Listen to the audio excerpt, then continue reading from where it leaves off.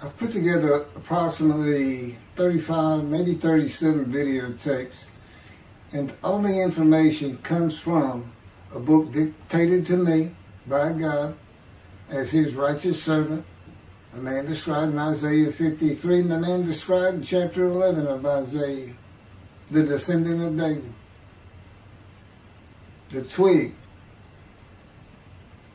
from a shoot that grows out of the stump of Jesse, and it is a stump because of the vanished and failed ancestral tree of the kings of Judah, the line of Jesus. He cannot be the man of chapter 11. He's not the anointed one. He's not son of David. None of that's true. The other book, that book is called Isaiah 53 in the Day of the Lord. And there's about 3 chapters in those particular videotapes that come from the second book that we wrote not too long ago. He dictated to me. It's the story of my life. It's to show you how I fit the verses of Isaiah 53 with regard primarily to suffering, familiar with disease. So that would be wounded, and as it turns out, cancer. But the other words that you find in Isaiah 53, punishment, maltreatment, crushing, bruising, chastisement, okay, that is all in God's power. That's all in God's power, all those words. But the books are unpublished, shunned and despised, accounted afflicted by God, plagued. Nobody understands it. This is so different than the Judaism the Jewish people have been taught. This Messianic era that will never occur. And we know it's not going to occur now once you believe who I am and how you cannot. After the mountain of evidence I have presented that is in those books, just as Moses today would have to say, well, look, I wrote Leviticus. You think I just came up with that?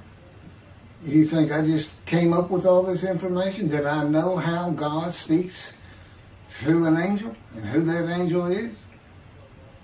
Moses walks by a burning bush that's not consumed. The angel of the Lord's in the bush and God speaks. I'm the one who explained that to you. I shouldn't have to go any further than that. The God says the rabbis, the shepherds, they never listen to my prophet.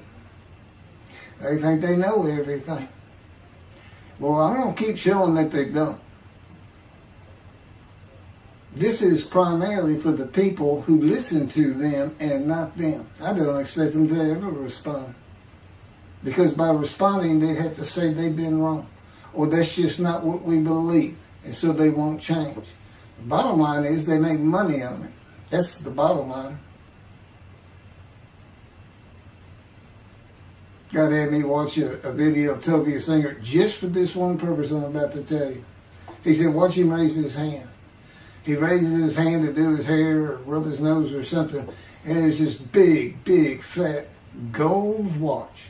And this is how you know this is a God of old. He said, look at that. Look at that. I said, well, he does dive. He skin dives, scuba dives. So it might be a scuba watch. He said, that's no scuba watch. That's just a big, fat gold watch for everyone to see. And he makes his money on Isaiah 53. The guy tells me, at least that's how he really got going. I don't know. I know he has a radio show. But remember, I'm in the fire refinement. Everything God does with me is to draw emotions because I'm going to be emotionless once I get to Israel, for the most part. He'll let me feel what he wants me to feel.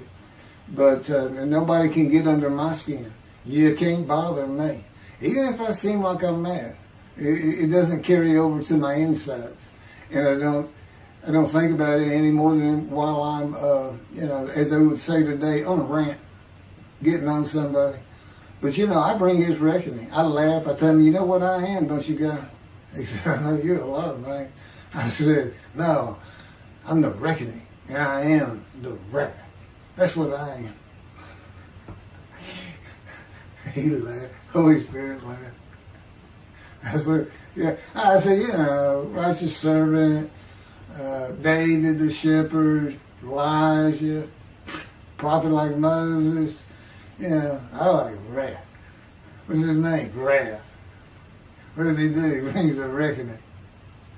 But anyway, I'm going to go through these early years of mine before God spoke to me. It's chapters 1 through 6. Chapter 7 is God speaks to an atheist, and I've already videotaped that. Walking with God, and something on visions and visuals. So the first chapter, this is what he told me to write down birth and tragedy. I was born in Bryan College Station, Texas on February. This just in from the Holy Spirit, yes? Like you couldn't ask me before I started. Yes? Oh, this is only for the people who come to believe in me. I don't expect anybody who's been viewing these materials and, nobody's really subscribing, a handful, to be believed. Again, I can't imagine. I don't know what you people want. I don't know who you think's going to come to do something different. How are you going to know who David is? I mean, according to Judaism, there is no description of him. How are you going to know who he is? All this being presented, and I know Jewish people have seen it, only 60% of the views are coming from the United States. Now, I don't know that means 40% is coming from Israel. Probably not. You got Canada that's be a big follower on my WordPress site.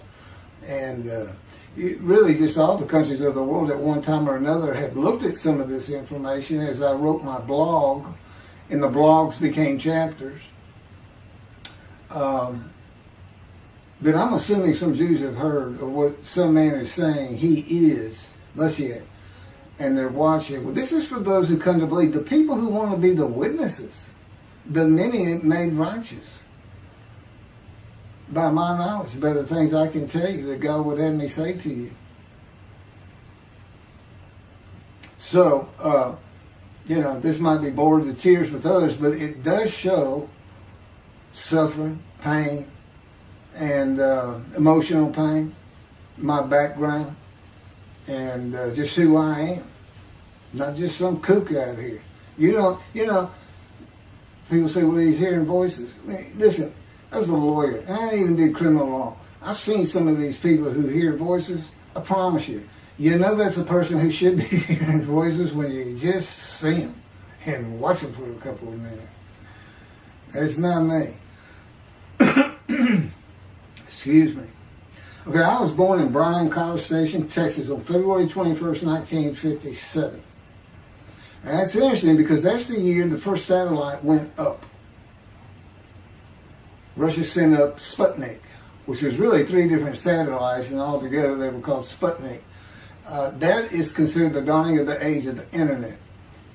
Now, I've asked God, how did you select me? How did I be blessed with this and learning all these things with this crazy life that I've had? And but he won't answer me. He's gone poker. This poker guy, he's not going to talk. He's not going to change expressions or anything. Or me giving an impression that he is. And so I tried to come up with it on my own, and that is where I started. I said, because I know how important the internet is for this. It's the only way to get things worldwide, and all the teachings that have come through it. I didn't know, I'm 63. I'm not like the young people who can just text messages without looking at the phone and all that. But he's taught me everything. He taught me how to set up Facebook, Twitter, you name it. He would just say, go to your computer, do this, do that. Commanded and directed to become very good at the computer and, of course, word processing. I'm a regular secretary, except I still henpeck with one finger. I used to. But God says that's to show you I have perfect use of this disfigured right arm.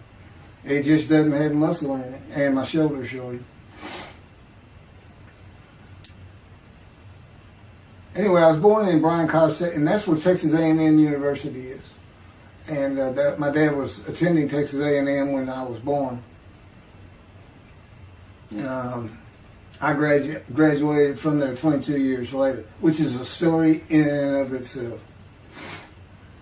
So I was born premature in the 7th month of my mom's pregnancy. I was born in February, and there were many complications. My parents were told I would not make it through the night, and they should just take me home. Mind you, this is 63 years ago. The biggest problem was that my insides had not fully formed, and it was impossible for me to take milk. Mammy, my great-grandmother, told my parents, boil rice. Feed him the rice water. It's got all kinds of nutrients and minerals in it. Dad says he threw out a mountain of rice those first few months. And it would not be my last encounter with death. So my dad graduated and we moved to Metairie, Louisiana. And his first job is an oil and gas geologist. He looks for oil and tries to sell deals to people who can raise money to drill. He gets money up front and a percentage of production once they get their money back. That's what he's done his whole life. And I became, as a lawyer, I became board certified specialist in oil, gas, and mineral law because I had found it so interesting. As a young boy, I became interested. But he rarely had time for us. The other part, I said, okay, well, I was born when the dawning of the internet, so he's got a selection process for 57. And I come from a dysfunctional family. Lots of drinkers, lots of fighters. And on my mom, her grandfather committed suicide. It's tragedy. Birth and tragedy. In the Great Depression, he lost everything. He owned land in what is now downtown Dallas. But then when she was about 4 or 5, her mother went down to the Market Square in Crockett, Texas, small East Texas town. Everybody has their courthouse in the center of town, and there's streets on either side with stores. She went to the hardware store and purchased rat poison.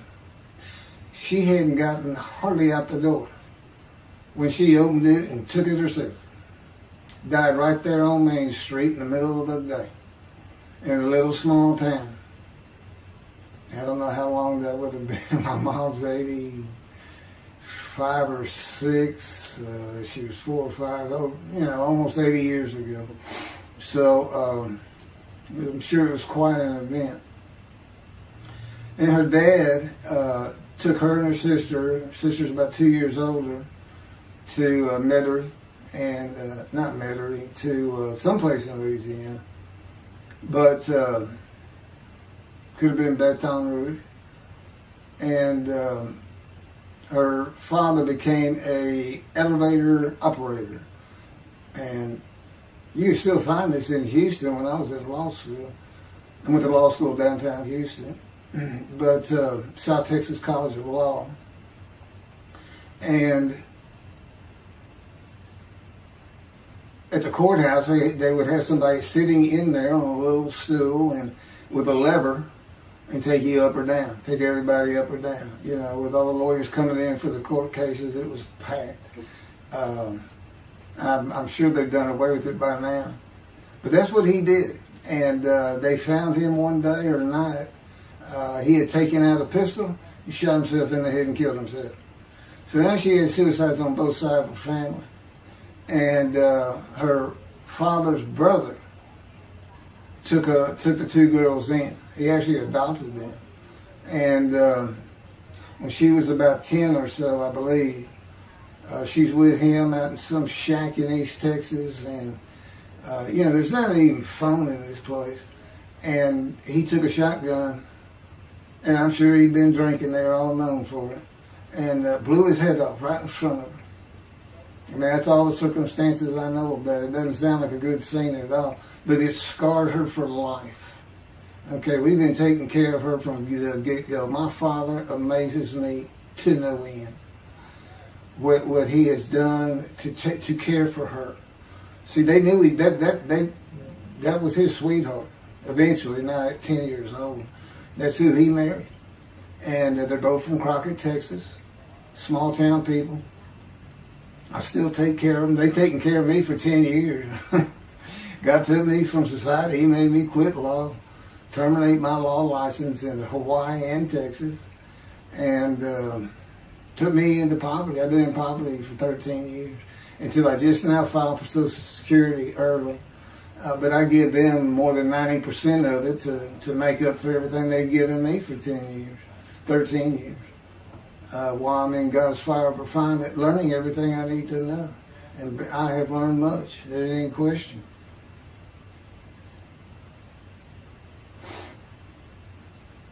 So anyway, there's 3 suicides. There's 4 suicides right there. So it's a family of tragedy. You know, it's not the tragedy of losing your entire family in the Holocaust and you're the only one left. It's not like that. Because God says, I just got things as close as I could. He says, I touched you in the womb to disfigure you, really for just one reason. Well, 2 reasons. One, it makes you identifiable. But it was so people would pick on you. I wanted people picking on you because that's what happens to young Jewish boys. Just for being Jewish. Just for having a disfigurement. People will pick on you. I've told him since, I don't even really recall many people saying anything to me. He said, that's because you look like you crawl all over them if they did. And I did. I was always just say something, anything. That's just the way I was just angry inside. And God's taken all that away. But I can still go on a good rant. But, and then my mother in the 60s, young people may not know this, but that's when, you know, the Woodstock and marijuana, LSD, everything started getting big. And at the same time, doctors were just handing out pills left and right. Valiums, painkillers, Percocets, you know, just asking for it. They were writing scripts. And I know today they put a lockdown on that, but she got heavy into it and drunk all the time. I'd have to come home from school and stay with her, and she became such a different animal, a different person when she drank. She became a little girl, you know, and having your mom act like that and slobbering, and, you know, I'd go in there to be Valium dripping out of her mouth with a bottle of booze by her. So it was an ugly scene. And so I came from a dysfunctional family, so I think God wanted that. And He's there with me from my first year to make sure that I live a life of suffering. He orchestrated many of my wounds. And He's taken me back in vision to see these things. And His visions, one thing you don't pick up in the Bible, when I say Bible, I'm talking about the Jewish Bible, the Hebrew Bible, that's not, unless I say otherwise. Which is like when God says, my peoples. If He just says my peoples, He's talking about the Jewish people, the chosen. I mean, He may say the peoples of Moab, or just by the context, you know, He's referring to another group. But that comes up all the time.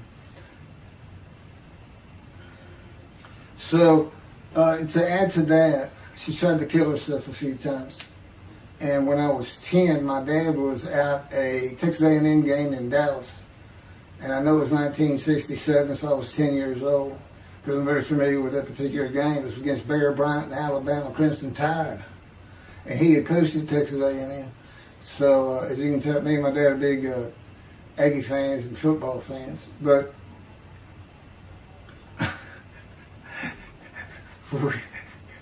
I had been assured we'll be able to see those games in Israel. Somehow it might be technically. He said, we'll get it. That's the Holy Spirit. We'll get it.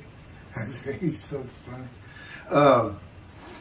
I don't know where my sister and brother were, but I heard some noise and I went down. It was about 1 or 2 in the morning, and our stairs curved, and there was a little bay window cut out, and I looked down out into the living room. She's laying newspapers out, and I just sat there watching. I didn't know what to do. And she got down that paper and took out a butcher knife, not a razor blade, a butcher knife, and opened her wrist up. And this happened again years later when I was in high school. She opened her elbow up, and that was god awful. I don't know how. But before she bled out, my dad opened that door. I sometimes think she knew he was going to be there soon, would probably save her. But it didn't look good, and I hated myself for not doing something. Maybe that's why I was so angry.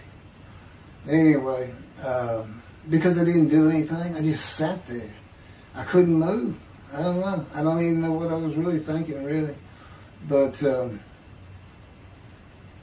I can't. What it did is it told me how much her uncle blowing his head off must have done to her. That must have, it really hit you. I had nightmares my whole life, but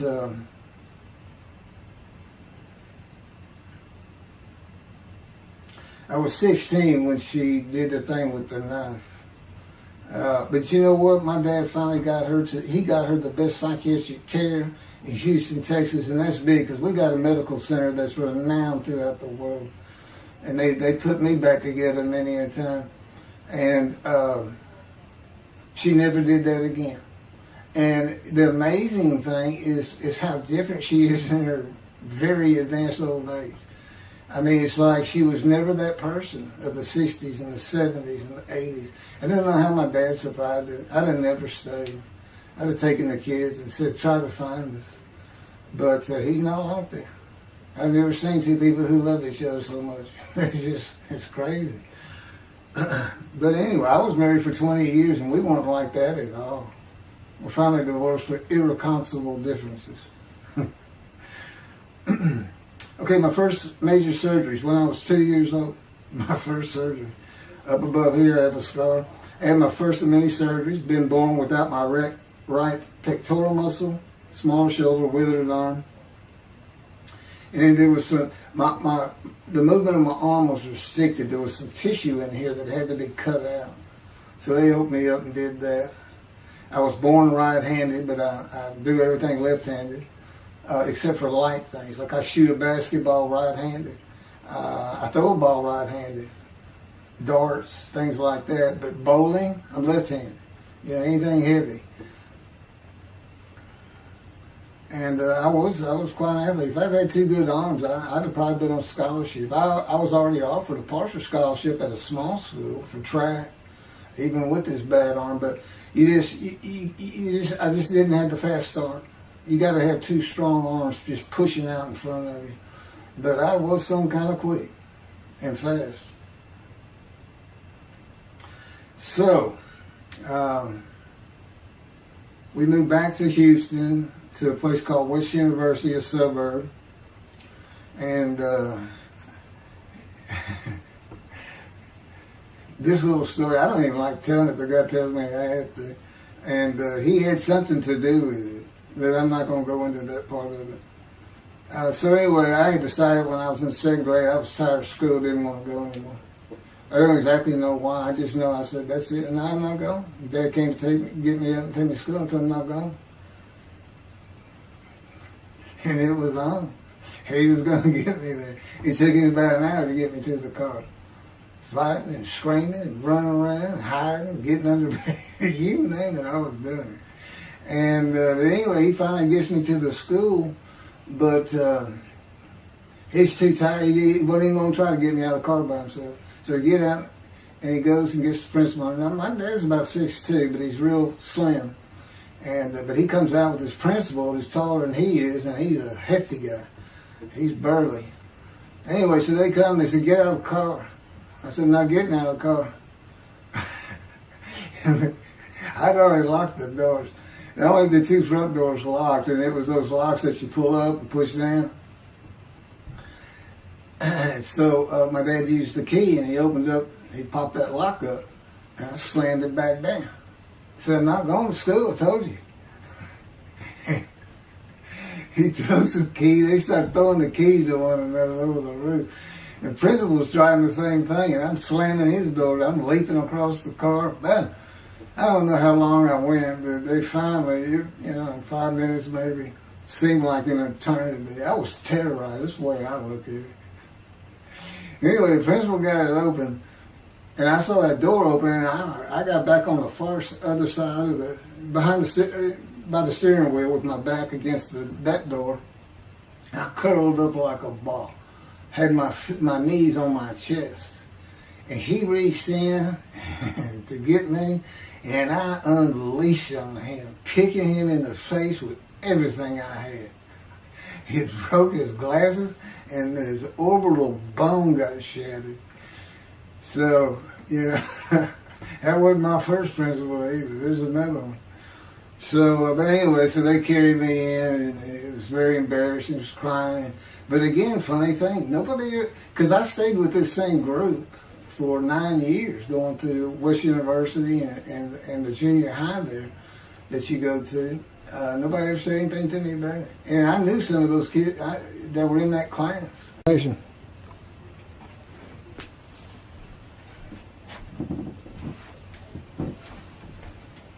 My camera only goes for half an hour. I can see on the screen that I have pointing towards me that when it runs out and I have to turn it off and turn it back on. But anyway, that ended my fight with my first principal.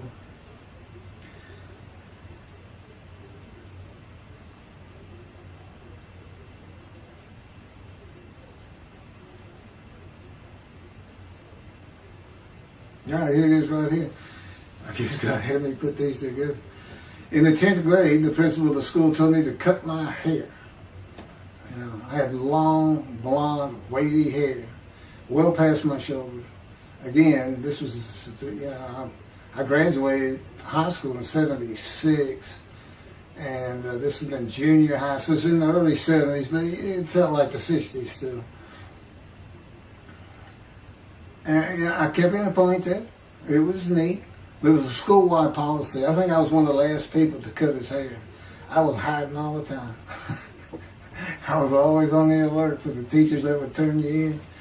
But I went and got it cut. I told the barber right at my collar. Sat there in the chair, cut it right at my collar as I was instructed to do. And then I was commanded to return to the principal's office. And so I presented myself to him. I sat down in the chair in his office, and he gets up, walks behind me, and grabbed me by my hair, back of my head, and jerked my head back fast. And said, "It's still over your collar." Now, I don't know if I did a backflip out of that thing. I can't really recall. But what I do recall is it took 3 people to get me off of him. And I was permanently expelled from school, which ended up me leaving home. It wasn't a runaway. I'm just out of here. I'm tired of everything and everybody. I ain't going to school ever again. Hate school, always have. That was me. Yeah, they had to pull me off of him. I understand through a friend of mine, he said, "You know, my brother went to that school. He had some stories about that guy." I told the guy, I said, "It wasn't me. It's him." Second major surgery came when I was 12 years old to try and repair my right knee and just below it. I was running full speed in a field. High grass and weeds with a family dog. And God says he had something to do with what the dog did. For no apparent reason, just suddenly he was running at my side. And he just bolted, he just stopped going straight, took a hard left and went right between the legs. I go sailing in the air and I came down on my knees, except my right knee came down on a broken Coke bottle, Coca-Cola. And they used some thick glass back then. It was stuck nose down, way down. It was all broken up, but it was the bottom all jagged that my knee just, they said it went to the other side of your knee. They said, you got that whole field in your knee. But when I got to the hospital, I sat there for a long time. The first doctor that came in and just told my mom, right in front of me, I'm in the room, he said, I can't repair that. It's not repairable. We want to take it off. You can't use it. And I already knew that because as I started screaming and yelling for my dad, he finally came back. This field was behind our house. There was a chain link fence, and then the field. My dad finally heard me. He got over. He saw the blood, and so all of a sudden he's scared to death. I'm going into shock, and he got me to put my arm around his neck, and he said, "Can you walk on it?" And I tried, and it just collapsed. It was useless. It was awful. And then I had to climb over that fence, and my mom was going crazy and screaming and crying. And he had to go take care of her. I'm sitting in his bathroom with my leg all opened up, and I'm just getting sicker and sicker, nauseated, scared. I was a cripple. And but anyway, they get me down to the hospital. And this, like I said, the first doctors were just like, we don't know what to do. And just right then, and God says he knew he was going to be there. This doctor walks by, and my mom recognizes him. And she goes, Dr. Kane. And she runs out the door. Well, this is Dr. Kane. Her mammy that I mentioned earlier, in her old age, very old, maybe been in her 90s, I don't know, late 80s, but living with her sister, broke her hip. And this doctor repaired it. This is a long time ago, people. Repaired it, and she actually walked again with a walker. I remember. But that's who this doctor was. And she said, my son, they're going to take his leg off. You've got to come look at it. And this Dr. Kane actually became the medical doctor for the Houston Oilers.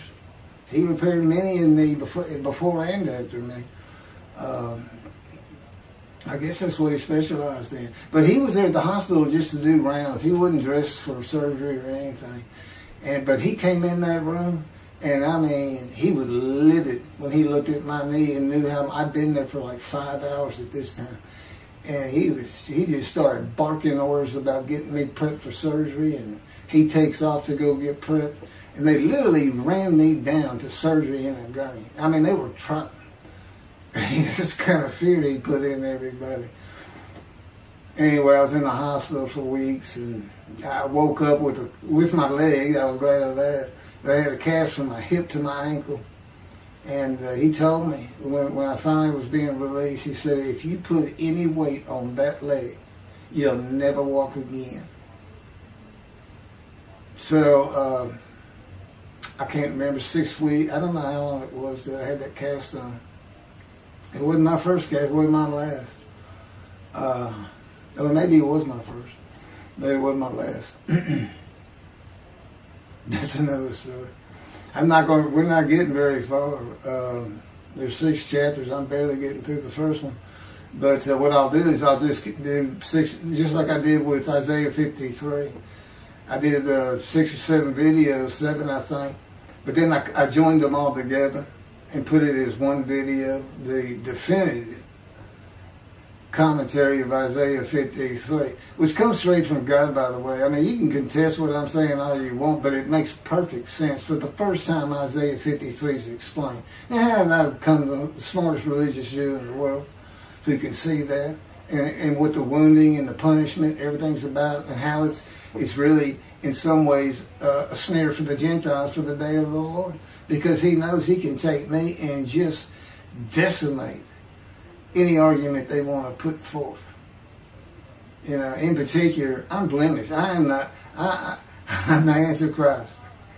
In that I am the exact opposite of Jesus Christ. Okay? He's so smart, he was teaching synagogue at 12. Supposedly he was a perfect, beautiful man. I'm disfigured. You know, I'm not bad looking, but I'm not Brad Pitt or anything. Anyway, a sinner, you know. I wasn't a habitual sinner. I was a good person. I was good to other people. I was very compassionate. I said there was already a lot of humble in me. I didn't laud myself and the things I could do over others. You know, like being the fastest guy on top 5 at school and the fastest in the neighborhood. You know, I didn't brag on myself. But as he took me back through my life and informed me when things were sins, it just seems like I touched on all of them. And if murder in your heart is actually committing that sin, as the Christians say, I don't really go with that. But then there's really not much I've missed. So I'm a sinner. And, you know, all Jesus can say is, well, I'm a sinner too. I lie. All you got to do is read the scripture in the Gospels. You see where I'm lying. That's easy. And I came from the banished line. I thought I was the man of Isaiah 53. I thought I was going to be exposed to death, but given long life. This is what he would tell you if he was here. He said, but well, you know what happened? They crucified me. And on the cross, I realized I'm not that man. This isn't exposure to death. This looks like a sure thing. Father, Father, Father, why have you forsaken me? That's Jesus Christ saying, I'm not the man of Isaiah 53, and I just figured it out. That's what that is. I ask God sometimes, you sure you didn't have that written? Why on earth would they write that down? At least forget about it. We need forsaken me. That's what it's about, Christians. Oh, they got their way. They can explain that being counted a sinner means he got crucified with the sinner beside him being crucified on each side, left and right. So there's three of them, so he's counted a sinner. Okay. You know, it's supposed to be descriptive. We're supposed to be able to find a person through this. You might tell Judaism the same thing. You know, this is to find somebody. It's not the people of Israel. They're all kinds of people. No, we're looking for a guy so God can have a Moses. Why? We have a new covenant. Why? It's the day of the Lord. Why? Jeremiah says so. That's why. It's so easy. The lamb blooms again. Okay, and he's coming with a covenant friendship with the temple. So the lamb blooms again at a time when there's no temple. Jerusalem's going to be rebuilt. It's a metropolitan today. This is no Jerusalem of antiquity. The old city might be too big. And I'll make a new covenant with you. I'm going to forgive all your sins and remember them no more. That will cause Torah to be written on your heart. It's a metaphor. Let's think, when did he do this before? Oh, that's right. Assyrian Babylon exiles, Isaiah was writing for. God said, I forgive your sins, remember them no more. They became a holy seed, and what they did? They built the second temple. What are we missing? The third temple. It's just so easy. So it is the day of the Lord. There ain't any question of that. I'm just telling you, it started with the Russians. Sending up Sputnik. Those old Ruskies. And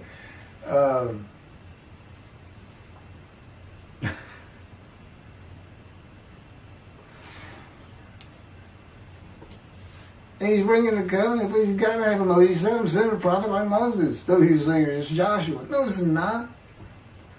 God needs him today, the day of the Lord. And guess what? He gives us a description of him.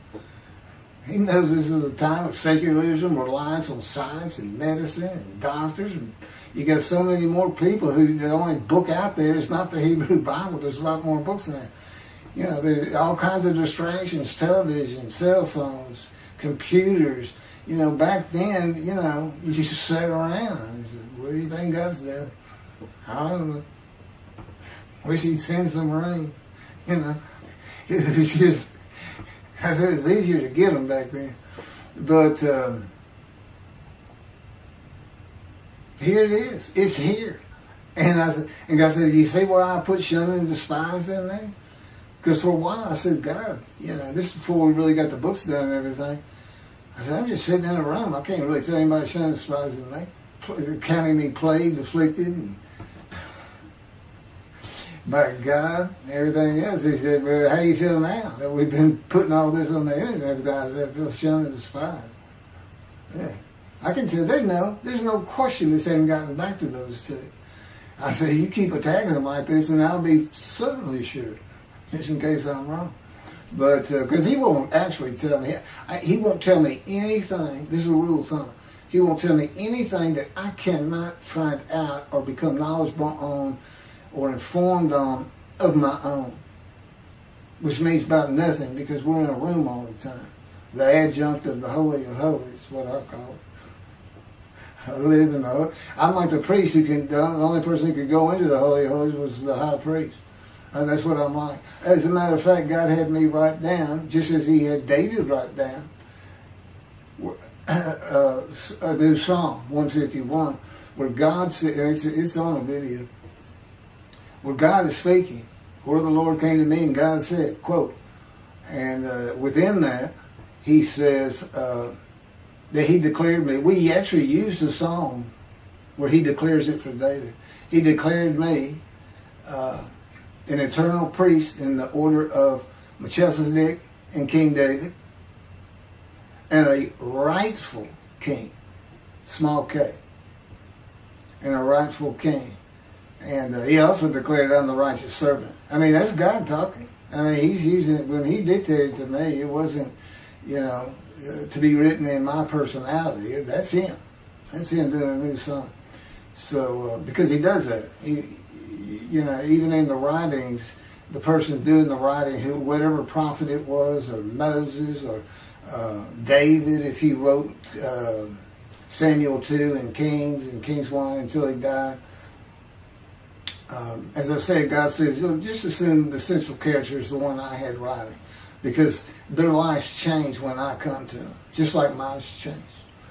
This is not anything I could have ever conceived or even bothered thinking of. I'd have never read the Bible my whole life if he hadn't told me, we're going to the bookstore and get you a Tanakh. That was 13 years ago. And my answer was, what's a Tanakh? I didn't know anything. And look at all this knowledge. But this is it. This is the only power he's going to use in creation. He's not going to perform miracles. He's not going to have me performing miracles. And he's not. He said, the only power I'm going to use is on you. What I can get you to do. He said, I can take a Gentile Texan and take him to Israel and get my temple built. Okay. He said, because that's what you say to God all the time. Okay. And one night, I hadn't even read Isaiah 53. He didn't come to me and just say, offer yourself for guilt. I crush you with cancer. It was me that did. That's not, I wouldn't have known what he was talking about. We finally get to Isaiah a couple of years later. He said, Keith, read Isaiah 53. I said, okay. And so I read it. I said, okay, finish it. He said, who do you think that is? I said, I have no idea. I can barely read it. I didn't know what it's saying. I said, I think these two verses ought to be up here. I said, you sure nobody messed with this thing?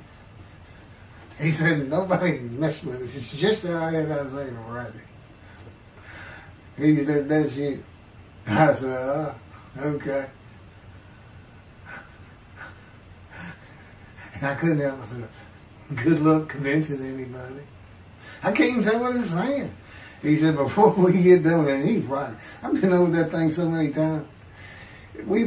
From my original version of Isaiah 53 that he dictated, or told me how to put together, but every sentence, every word is, we've changed it up and added things. I've learned things. Like I didn't know about the test of devotion. I didn't know why the angel was leaving early in Malachi 3, but I do now. And all that would cause an amendment to my midrash on Isaiah 53. And, the book has me, these are all on videotapes now, me and Rashi.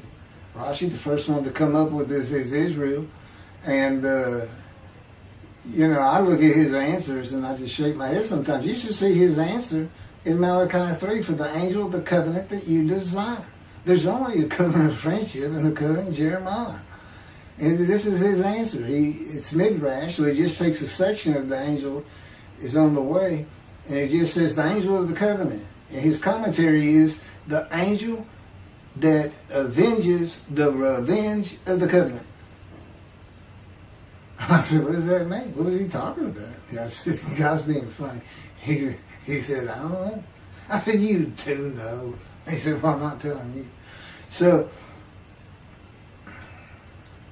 God likes to feel as though he's laughing. He doesn't actually laugh. He sends me a perception that he does. Or he uses me to laugh. I've mentioned that in a video. Because he can't. Well, he controls my words. I learned that in walking with him. Just one day, I'm talking out loud as we go. I'm discussing man and divine beings as though I had a sermon I was giving or a speech to somebody or a seminar. And I'm rolling, and I can tell he is really making this thing rock. He's taking me from here to here to here, and we're going. And I'm going. And all of a sudden, I use a word or a couple words that I simply don't use. And they're not what my mind was even thinking of. They just came out. And I just stopped. I said, did you do that? I didn't even say, hey, did you just make me say these two words? Because I knew he knew. I said, did you do that? He said, I did. He was almost indignant. I did. I said, okay. Anyway, that's where it all started. Now I know. Okay, guess who that is? That's the Holy Spirit. Using me. He doesn't sound like that. But he'll use words like that. Said he's getting bored. They like to cut. I mean, let me just say this. This is part of God you don't know. And it's not all the time. Just some of the times we do tend to get kind of silly in here. But, you know, they do things after a while. I'm like, you know, I feel like a kindergarten teacher, and I got two of those kids that you just shake your head at. You say, this is a handful. These two are nothing but trouble. Always fooling around, looking for a laugh. And the Spirit's always working in heaven, death, God laugh, as it were. Again, he doesn't actually laugh. He just, it's a perception that's his emotion. If God has any emotions left, because worrying about other people's pain is not one of them. He made that clear to me. I don't care about your pain. And just saying it makes you mad. He says, see him drawing anger. And he'll do stuff so many times over and over. He says, it's easy because now it irritates the fire out of it. He just started. I said, how do y'all keep doing the same stuff? And one day I told him, I said, I got it. Which means it actually came from them. I got it. You never grew up. You never got sent to your room. You never had to climb that mountain to achieve something. Put yourself out there. Nobody's ever whooped you. He said, I said, that's what it is. You never grew up. That's what it is. Yeah, I'm dealing with the child God. That's what I'm dealing with. That was my argument. And then he came down as mean, very serious, mature guy. And I didn't bring that argument up anymore. But that's how it gets with me sometimes. It's an incredible lot. For me, I'm not going to get to him. I guess I'm at the end. I'm getting close to when I got shot. I thought that was a new chapter. Oh, it's not. Well, I'm going to put it, this is getting long. Anything over half an hour, we try to stop. Now, my Isaiah 53 is 5 hours. But, yeah, you don't have to watch it all at one time, of course. He doesn't hardly let me watch them. Yeah, I don't even watch them before they get posted. He said, no, you watch it later. Because it comes on my TV that he got me. And I didn't know at the time it was going to be, you know, that he was serious about doing videos. And I certainly didn't know about making it a backdrop. He decides everything. You know, he tells me when to eat, when to get up. I don't sleep hardly at all, 2 or 3 hours a night, and sometimes less, and take a half hour nap sometimes. But I found out I feel fresh. You know, I don't need that much sleep. He said, well, you're not really doing anything. Why do you need a lot of sleep? And see, that used to make me mad. Now I just laugh at it. Thank you very much for listening. I'll pick this back up on another video, and eventually I'll put these first 6 chapters, just like I did Isaiah 53, because it's a book that he dictated to me. I can't get it published. I'm going to put it on YouTube. That's why I'm reading this. And as I said, if you don't want to listen to it, don't listen to it. But the information that's in these books and in those videos is, that's my proof. And quite frankly, God says if that's not enough for them, well, that's just too bad. Utter destruction is what they end up getting. They better learn how to listen to the prophet. See, it's no different than the people back then. You'll say, well, why didn't they listen to Isaiah? Why didn't they listen to Ezekiel? Why didn't they? They laughed at Ezekiel. That's what Rashi says in his commentary. I didn't know it was laughing at him, but they just ignored him. Yeah, everybody thinks they know it. But in any event, I do know there's one chapter we haven't put in there, and that is recognizing a prophet in the time. It says Moses vouched for Joshua, so he didn't have to be tested.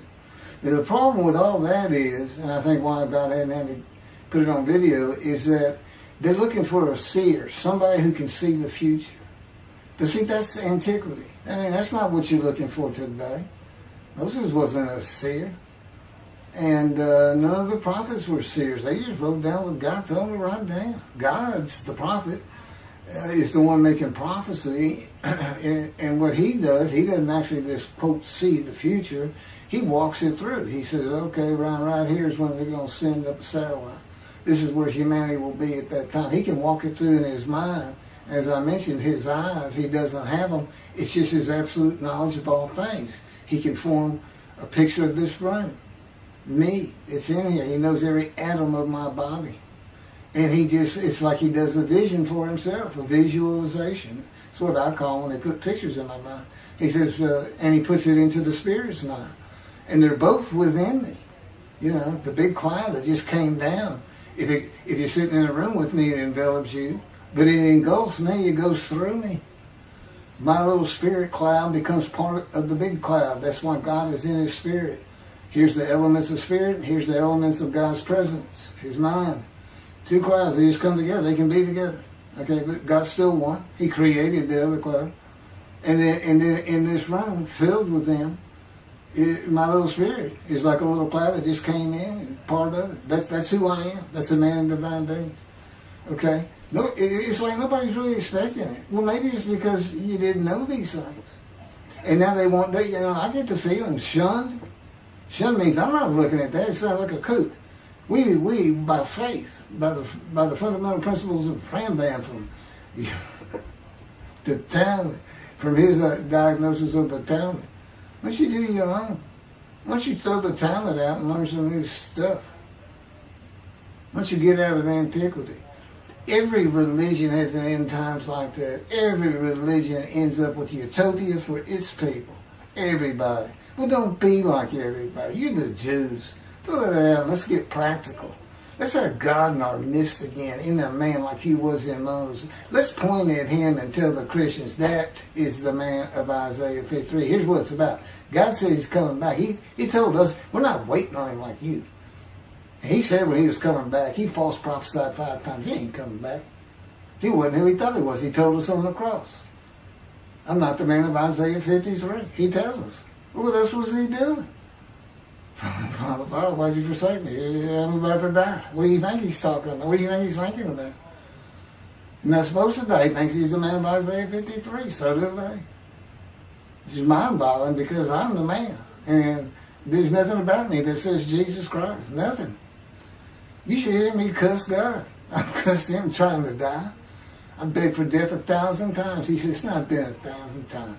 I said, it's been hundreds. He said, well, that's true. You have cursed me more than any man in the history of mankind. And he said, and you did it face to face. And I said, you shouldn't make me so mad. He laughs, y'all. He laughs. When I'm cussing him, he makes him laugh. And oh, you're kidding, that story? He gave me his perspective. This is how he did it. He said, Keith, imagine you created ants. And ants are living beings. In other words, they can think and they have emotion. Okay, you get a great big ant farm over here in your room. Okay, you decide you're going to get one ant to get all the other ants to do stuff. But you got to get him ready. And you get him ready the way I'm getting you ready. Now, he's mad at you. Right? I said, yes. Yes. And he said, now, imagine, I'm always laying in this bed. I got a big table. It's got a microwave on. I put my computer on. I got a big fan I like to have on. And he said, look over at that table. Now, imagine that ant got loose. And he is crawled up. And he is standing on the corner of that table. And he is giving you the what for in ant language. I mean, he's going. And he's turning around and shaking his butt at you. And he's cussing. And all this. And all you got to do is go bump. And he's gone. I said, that's funny. And it is. And that's how he, that's what it does to him with me. The spirit will rile me up. I call him a troublemaker, troubler. He's so funny. But God's so humorous. There's a difference in their humor. Okay, that wraps up. I'm told that does wrap it up. I'm going to pick up a gunshot. I guess it was worse than the accident to my knee. They ended up opening me up from between my breast and my pelvic bone, and now it's been 3 times.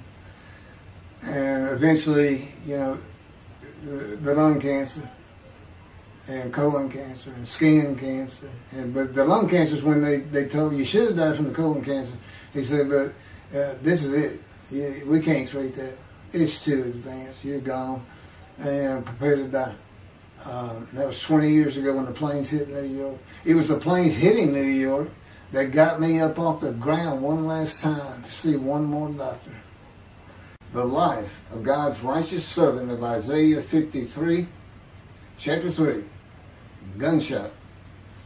Shortly after I recovered from my knee injury, I moved to Fort Lauderdale, Florida. I was not happy about it at all. It turned out to be a lot of fun. I made some great friends and celebrated my 13th birthday. My only injury in Florida was having my front teeth shattered and knocked out, requiring caps, which was more of an ordeal than I would have imagined.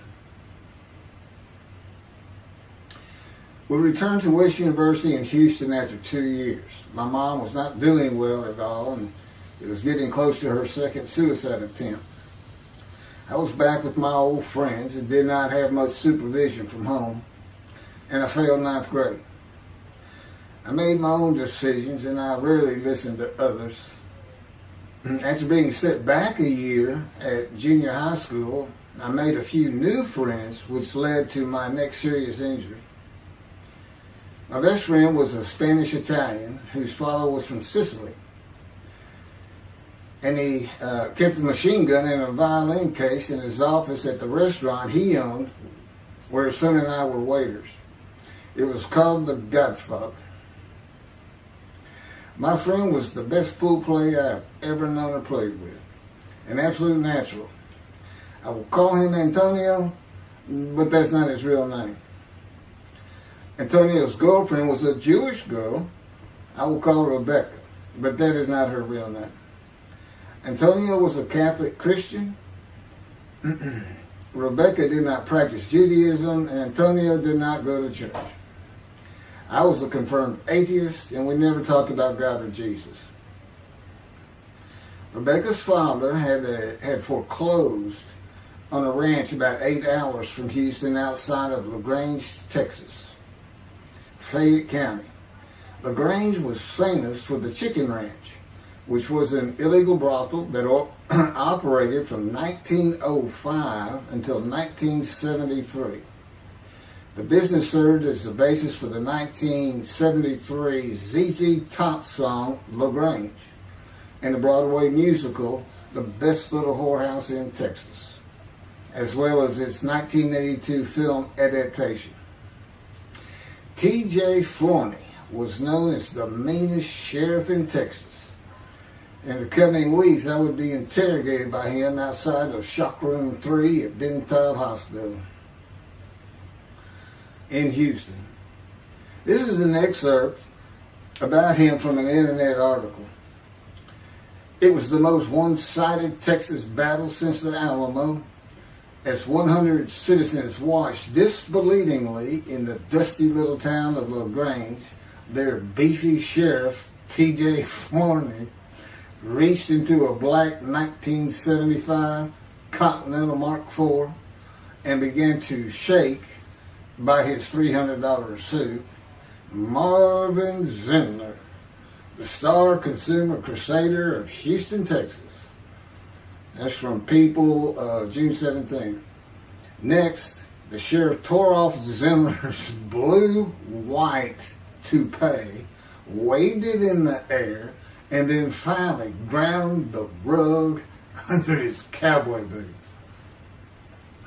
Behind Forney's fury was the fact that on Zindler's last assignment in LaGrange 18 months before, he had filmed an expose, which resulted in the closing of a critical part of the local economy, the Chicken Ranch, a legendary body house.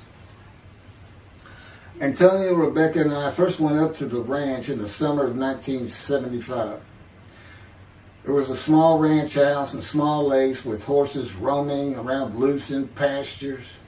We decided it'd be fun to try and catch one of those horses and go riding. The next time we went to the ranch house was in Rebecca's father's Mercedes-Benz. Two-door convertible Mercedes-Benz. I sat on the hood of that Benz with a lariat while she tore through fields trying to run down a horse for me to rope. The horses could turn too fast, and we never got close enough for me to rope one. What we could and did do on the next trip was bring guns. A 30-30 rifle, shotgun, and two 22 caliber pistols with holsters. As a backdrop, Antonio and Rebecca had broken up as boyfriend and girlfriend, and her attention had turned to me. I did not believe that caused any friction between Antonio and me, but it should have. It did not seem to be a source of animosity of Antonio towards me in any event. On October 5, 1975, we were all back at the ranch having a great time. Tony and I were shooting at cans with our pistols and practicing a quick draw from the holsters. We were standing shoulder to shoulder, about 3 feet apart, and he was a little forward of me. Rebecca came up behind us, between us, and said she wanted to shoot. Antonio passed his gun to her, and it fired when it was going by me. The bullet went on a straight line through my bladder, intestines, and colon from the front right and lodged in the back of my left buttock in my backside. I could see the trajectory in my mind. I fell to the ground, and Antonio fell on top of me, rolling me over and over. I think he was looking for an exit of the bullet. I told him to get me to a car and get to a hospital. Felt like Babe Ruth had swung a bat up between my legs. I never once thought of God. On a big ranch, there are several gates for different sections of land and different purposes, usually with chains and a lock. When we got to the first one, I told Antonio, drive through it. I told him to ram it. I knew I was dying, and all I could think of was, you have got to hurry. I didn't panic, but I had never been so afraid and had never felt fear like that again to this day. Sometimes I think I have forgiven Antonio for accidentally shooting me, but I have not and cannot forgive him for stopping at those gates. I'm still mad about it. I was seriously angry at him. We got to the LaGrange Hospital before noon on a Sunday. They had to call the doctor to come in. I asked the nurse for something for pain, and she told me my vital signs were too low. That if she gave me a shot of morphine, I'd drop dead right there. It would kill me. No pain medication. The doctor came and looked at me and said there's nothing they could do there. He told me they were getting an ambulance to take me to Houston, Bentob Hospital, where they operated on gunshot victims all weekend long and do to this day. It's a trauma hospital. Many young doctors from Baylor University, all around the state. It's the high desirable place to be because you're cutting all. If you want to be a surgeon, you're cutting all day long. I knew one thing with the certainty. I could not pass out or fall asleep. If I did, I would not come back. In an ambulance, I talked to two fellas that were tending to me, as much as anything to stay awake. I asked them such things as what it was like to be married, graduate high school, have a career job, but my mind repeated over and over, you have got to hurry. We arrived at dusk. This happened before noon when I got shot, so now it's getting dark. When the ambulance opened, my brother jumped in to help. My mom was standing by the entrance to the shock rooms in her fur coat. She later told me that since Bentob was a public hospital, it might help if they thought we had money. I didn't see my dad, but my sister told me later, the whole way to the hospital, all he could say was, to God, please don't take my boy from me. I had stayed awake for some 6 to 8 hours in awful pain. They took me to shop room 3. It was filled with people giving orders and very loud. On the table, the nurse told me she had to put her finger in my bottom, which embarrassed me. And I raised up like a sit-up and saw nothing but blood rushing from my bottom onto the table. You have to hurry is all I could say. They finished prepping me for surgery and rolled me to a hall in a line of others awaiting surgery. Then someone was saying my name, and I opened in to see T.J. Forney, Sheriff of LaGrange. He wanted to know if I'd been shot intentionally, what we were doing at that ranch, did we have permission to be there, and etc., etc. I told him I thought it was an accident and to leave me alone. I never saw him again. I didn't have to wait long. The orderlies bypassed everyone in front of me and took me to surgery. I awoke in a large room with about 10 beds on my side of the room and 10 beds on the other with other patients, and I could hear moaning and crying here and there. It took a few moments to remember what had happened and why I was in there. I fell back asleep, and when I awoke, my dad was telling me he would have me out of there into a private hospital as soon as possible. It was the next day when they transferred me to the Methodist Hospital in the medical center, where they had operated on my knee, and I had spent weeks there. I had a hose with a bag coming from my bladder and a colostomy, an opening called the stoma, which is your intestine on the outside of your abdomen, with a bag over it for going to the bathroom. I was out of danger from dying, but still very weak, and I needed to gain some weight.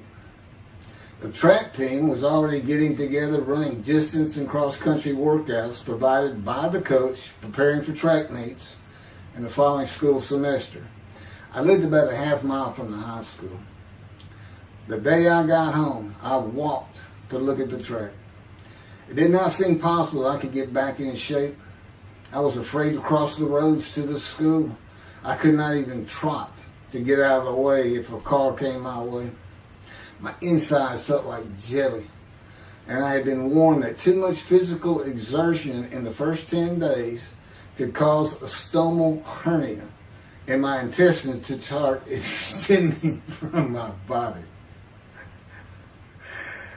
I was homeschooled for the rest of the semester by a private volunteer tutor, and passed classes I probably would have failed.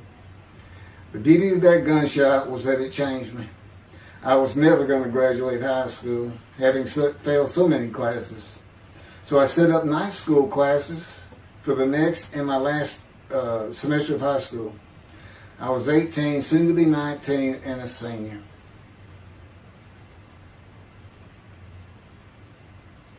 Chapter 4, College and Law School. Before the summer of 1975, one of my best friends on the track team, who threw the discus and shot put in field events and was a senior, told me he wanted to do something big the coming summer before starting college at Louisiana State University, LSU. I was only a junior and I had no plans for the summer. He mentioned this to me, and I began thinking about how long it had been since I had been to Colorado. My father, who had really good years and many so-so years, depending on how the oil and gas industry was doing. And when I was in junior high school, he had sold some prospects that completed a few wells and had purchased a condominium in Pagosa Springs near Durango, Colorado. My friend's name was Keith Miller, and I called him Miller. He had given me the name of Say Babe. At one of our night track meets, I was running the 330-yard low hurdles, and the last turn was behind bleachers where the officials lost sight of us for a few moments. A runner to my left veered out of his lane into mine and took my hurdle, and I had to slow down and go around it, yelling, "Hey man, that's my hurdle." I wasn't happy.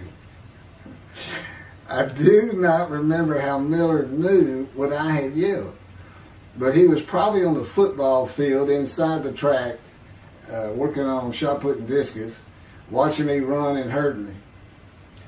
I did not really know him very well at this time, other than he was the popular senior who knew everyone, in stark contrast to me.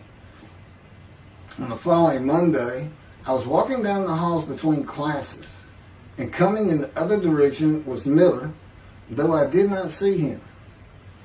Then as he was passing me, in a loud voice, loud enough for everyone in the entire hall to hear, I hear, "Say, babe, that's my hurt."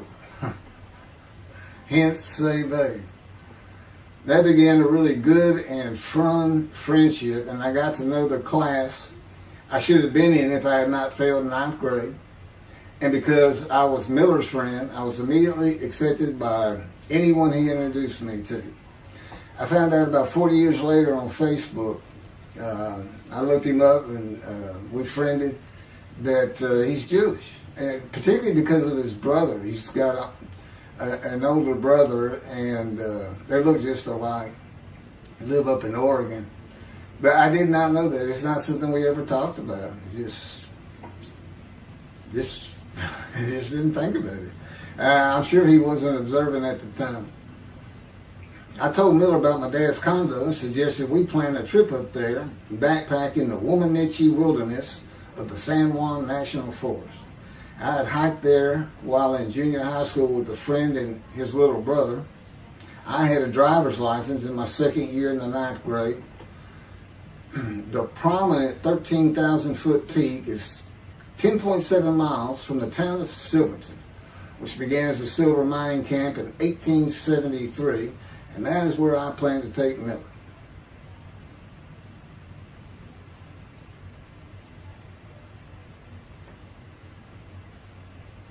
So Miller and I take off. We use his car. As I said, he was getting ready to graduate, and his dad had bought him a Toyota. I can't remember the name right now. My dad's condo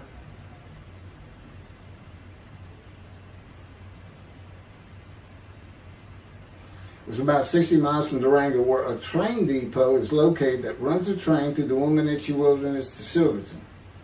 The train is an authentic, narrow-gauge, steam-powered, coal-fired, scenic railroad train ranked one of the top 10 scenic railroads in the world. It's something else. It stops twice in the same places to let off and pick up hikers and backpackers in the Animas Canyon of the Womanichi. At top speed of 18 miles per hour, it takes the train 3.5 hours to travel the 45 miles from Durango to Silverton. Oh, here it is. Miller had a new Toyota Celica. And after a day and late into the night, we made it to Pagosa, slept, and we're at the train station before the first departure the next day. I don't know what the problem was, but the train was not going to run that day. So we couldn't get to where I wanted to take him. It's just too far. We decided to get a hotel in Durango and just head down the train tracks into the wilderness and explore an area I had never seen in with the maps. We got lost. And at one point we decided, let's just put these backpacks down and you go that way and I'll go this way. Well, we did that. We met back up, and then we couldn't find our backpacks. And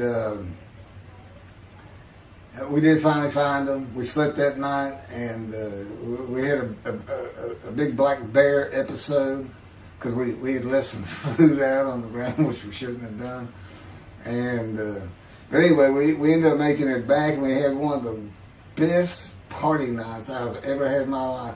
We hit the main street in Durango, which is a tourist hotspot, and we hit every single bar. You could drink at 18 back then. It wasn't 21 as it is today. And we did. We made sure it was like a go. Okay, let's go to every one of them, have at least one drink, shot of whiskey, Boilermaker, beer, whatever. I can't really recall other than I knew I had been drinking the night before when I woke up. But we did. We hit both sides of the street. I don't know how long it took us and how many drinks we had, but we just had a lot of fun.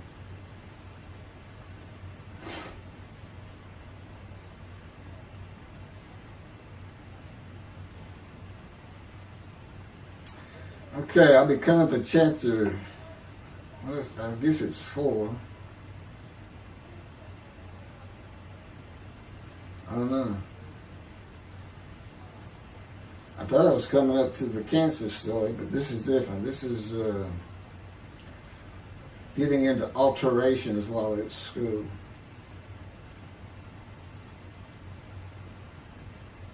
So anyway, I was shot on October 5, 1975, and by early December, so it was October 5, and then in early December, I had surgery again to put my intestines back together, which was, it was dicey. They kept telling me, we don't know if we can reattach. There's people like Bob Hope lived his whole life with one of these stonal deals, and it's just a horrible thing. But it was successful. They put it back together, and they removed my bladder tube. The girl next door, who I had never talked to other than to say hey or hello, and who also went to high school with me, had been coming over daily, and she agreed to be my girlfriend when I asked her a few months later. I did my night school and graduated last in my class, or close to it, of over 400 people. In late December, I began running with the track team. Now, I had surgery early December. I already got out there with them, which was difficult.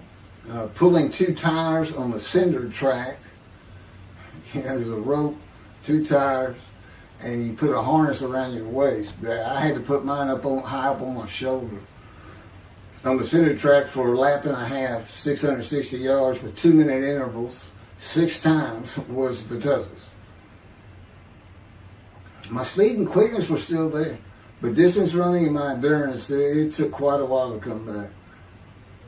In early February, just about 3 months after being shot, I won my first 120-yard high hurdles race at a track meet that was fast enough to qualify at the upcoming district track meet for the regional track meet. Winning at the regionals would place me in the state track meet. I was fast, but my disfigured right arm really held me back. Then my heart was broken, and I cried for the first time since I was a child, best I could remember. My coach, who really liked me, he understood the effort I had put in to get back in shape. Called me to his office, and I knew something was wrong. He told me I could no longer be on the track team. I had too many semesters of school to be eligible according to the eligibility rules. It was because I had failed 9th grade.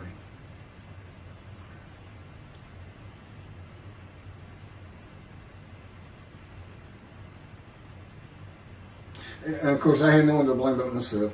Skipping school all the time, just not trying or caring about learning was why I failed. I was not lacking in intelligence and common sense, as many people thought of me. I could and often did read a complete science fiction paperback book during the school day. One day. I'd get them from my brother. I just sat in the back of each class and read my book, and the teachers always left me alone. I also was suspended from school a couple of times for fighting. First fight was in the gym in the bleachers with the principal on the floor telling us the do's and don'ts for the second semester of the 10th grade. This is 2 years before I was shot. I found out he already knew me by name, and I had never talked to him. The second fight was with the same guy, but this time we took it across the street from the school. He had about 10 of his friends, and I, being pretty much a loner, I had none. They were African American, bused into school from neighborhoods far away. And I just didn't understand them, or know why they even talked to me with words I did not get, like word, or say, man, can I hold $1?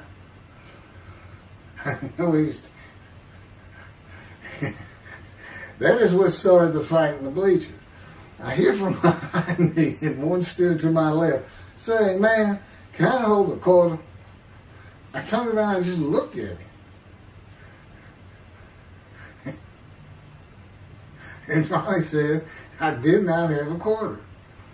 Ordered with the principal, I undid my ponytail. Mind you, he's sitting right behind me, and I'm well aware of that. And I brushed my long blonde hair and then reached into my pocket for some chapstick for my lips.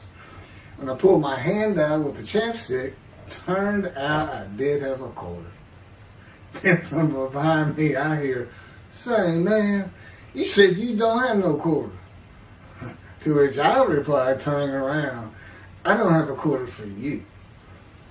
The next part is kind of hazy, but I do know I grabbed him by the front of his shirt and threw him down the bleachers onto the students sitting below me. That is when the principal yelled my name and told me to go to his office. The next day, the guy and his friends were waiting on me when I got to school, and we fought across the street. The principal had told me not to get into any more fights, and this is the fight I got suspended for. I remember being in, after my suspension, being in the men's room smoking a cigarette in a stall, and a group of African Americans came in, and they were talking about the fight. What I remember was hearing, "That white boy went Muhammad Ali on him." My favorite fighter. I even saw the Ali Foreman fight in Kinshasa, Zaire, live in Amsterdam in 1974. And some of my best friends in high school were African Americans, mostly on the track team where we could get to know one another. I still had run-ins with the general population of the African Americans, who everyone just called blacks back then. I never used the N-word and thought they would help themselves a lot if they'd stop using it. Mostly I think they were angry at being busted in from neighborhoods far away. In fairness to them, white kids did not seem to like me much either. So, yeah, I looked young even for my young age, and with my long hair, about 6 to 8 inches past my collar, I looked kind of girlish, and many people said that to me. One day a friend of mine told me what it was to him. You never smile and seem to be very angry, like if someone looks at you crossways, you're going to come after them, daring them to say something, like you want to fight. My next suspension for fighting began in middle shop, and it was all my fault. There's not a big deal to that.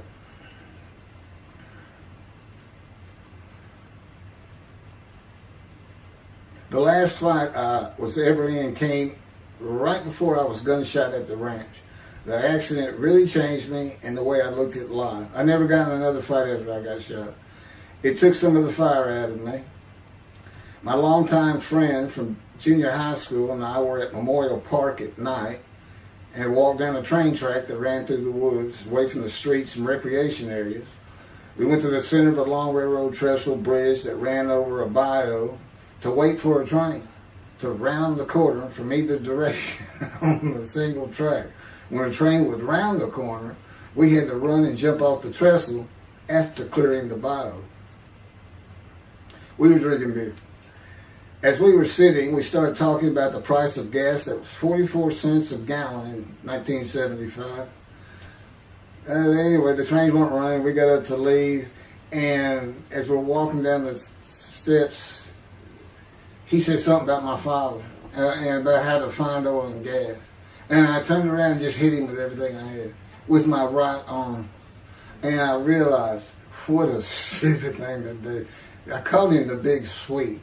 He's huge Norwegian.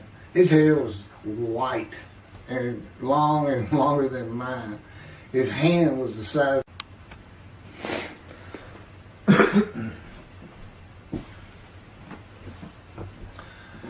And I had nowhere to run. That was the really dumb part of it. I mean, I couldn't move. I couldn't use my quickness. I couldn't box as I had with the fellow across the street. And he just took one big swing. He's very athletic. Coaches all want him on the high school team, but he didn't want to. Football team. And but anyway, he hit me just one time. That was the whole fight. It was just 2 hits. My measly hit with my right arm. I was fast, and I hit him where I wanted to hit him. Well, I say that. I didn't even think about it. But he just about knocked me senseless. I mean, I saw red. And so anyway, that was it for our friendship. Although after I got shot, he and I got back together a little bit, but by that time I had met Denise next door, and I wasn't going to be going out drinking beer at the trestle anymore. I was going to get serious, and that's when I set up my night classes and everything.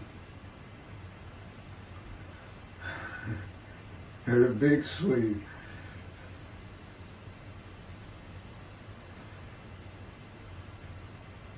After the gunshot, I stopped seeing old friends, including Antonio and the big Swede, and spent all my time with Denise from next door. I knew I wanted to be someone who succeeded in life. My dad always told me when he was angry with me that with my smart mouth, I was never going to be anything but a ditch digger or a lawyer. While he said lawyer in a derogatory way, he got me to thinking I'd like to be a trial lawyer. I had to get into college first, and the only school I wanted to go to was Texas A&M University. Anyone who had ever known me would tell you that I was not even close enough to being smart enough to go to any college, much less Texas A&M. I would tell you I had never applied myself to the task of learning. Texas A&M denied my application. I called them and pleaded and argued, and finally admissions said that if I came for the summer semester of 4 classes and maintained a B average with no fails, they'd let me in. I did it, barely. I almost failed calculus and got a D. Just a quick thing on Texas A&M, because it relates to World War II, which always makes me think of the Holocaust, and how many Aggies were involved in that. Texas A&M enrollment began on October 2nd, 1876, and admission was limited to white males, and all students were required to participate in the Corps of Cadets and receive military training. Many Aggies served in the military during World War II, with the college producing 20,229 combat troops. Of those, 14,123 Aggies served as officers, more than any other school, and more than the combined total of the United States Naval Academy and the United States Military Academy. During the war, 29 A&M graduates reached the rank of general. Texas A&M is more than a great university. It's the home of the Aggie family with a long history of spirit and tradition. And I'm going to pass through all that. You can read. I got all this from Wikipedia.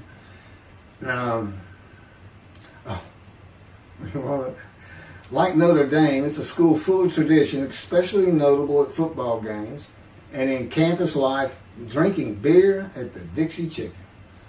I had a good friend in what is now the Volunteer Corps of Cadets, and we've been shooting pool and drinking beer all night on the weekend, and finally left sometime after midnight.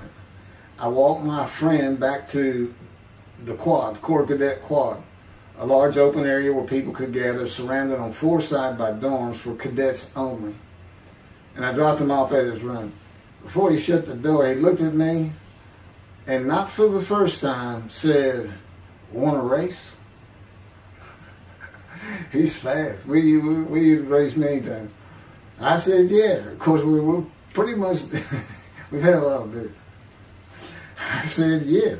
And he went to the end of the hall and took off at the other end of the hall. He was fast, but I was pulling away with just a few yards to go and hit the wall before I could stop and busted my chin open. Blood's pouring out everywhere. People opening doors. Look, that's what the little guy did to the tall guy. Taller guy. I also sprained my ankle. These are my injuries at Texas A&M. I also sprained an ankle so severely playing basketball with football players that I was in a cast for 6 weeks. Those were my only injuries in the 3 years at A&M.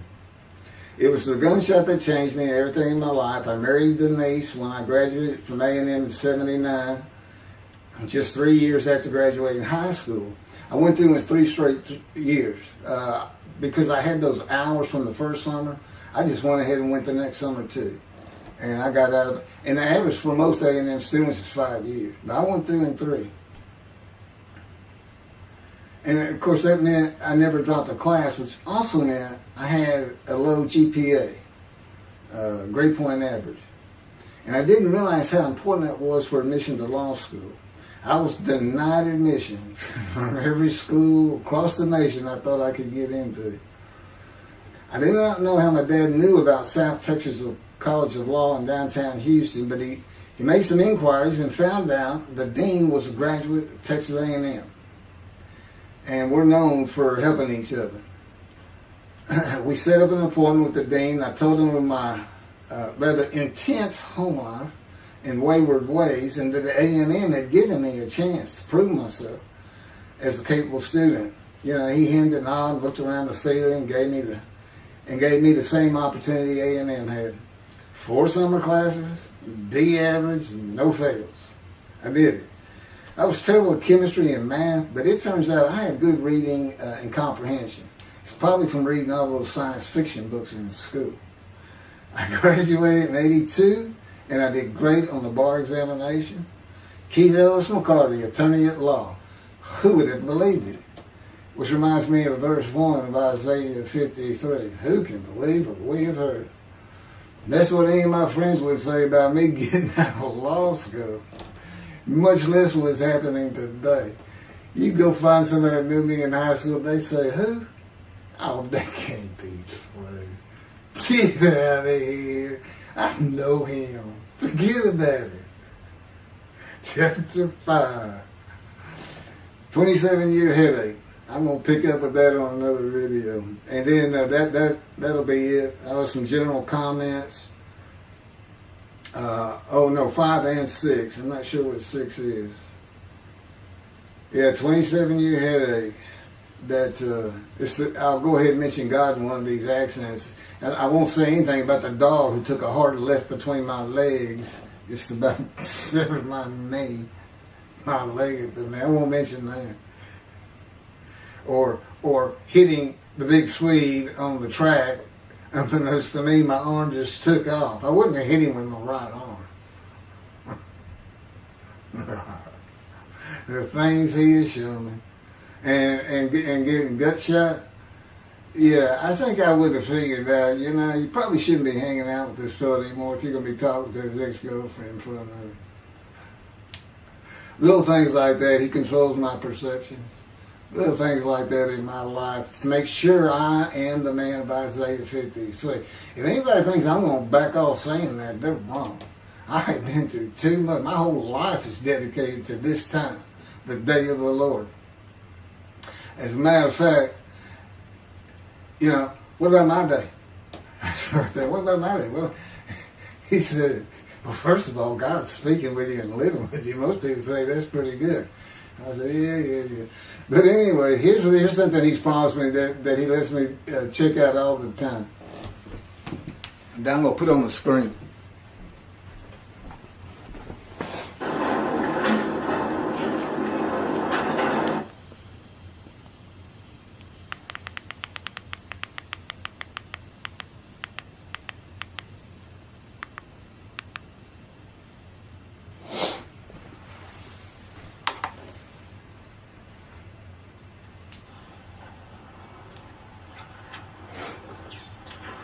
The Radiant GP Cycles, Shorties, Slip-Ons, Code Startup.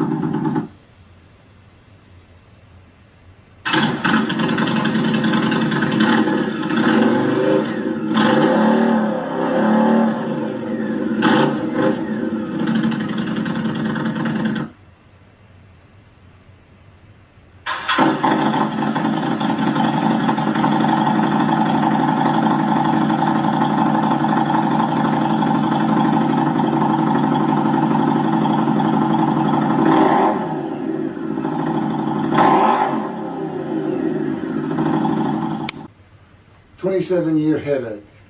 Chapter 5 of the life of God's righteous servant of Isaiah 53.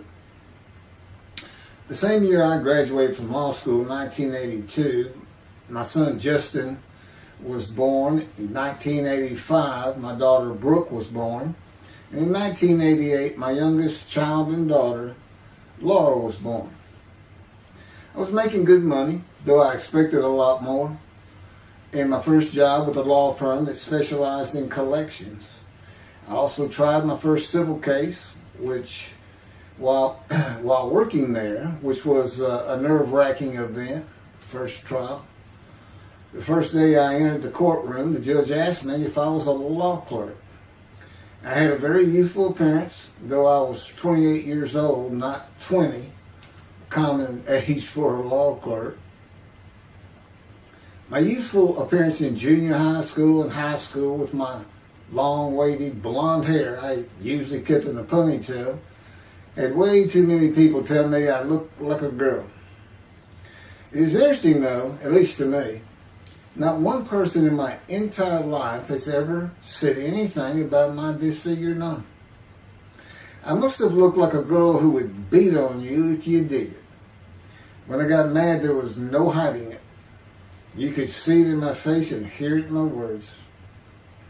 When I was 28, Brooke was born. I tried my first civil case, and the bane of my existence on earth began. A never-ending headache that I generally thought to be associated with post-traumatic stress disorder.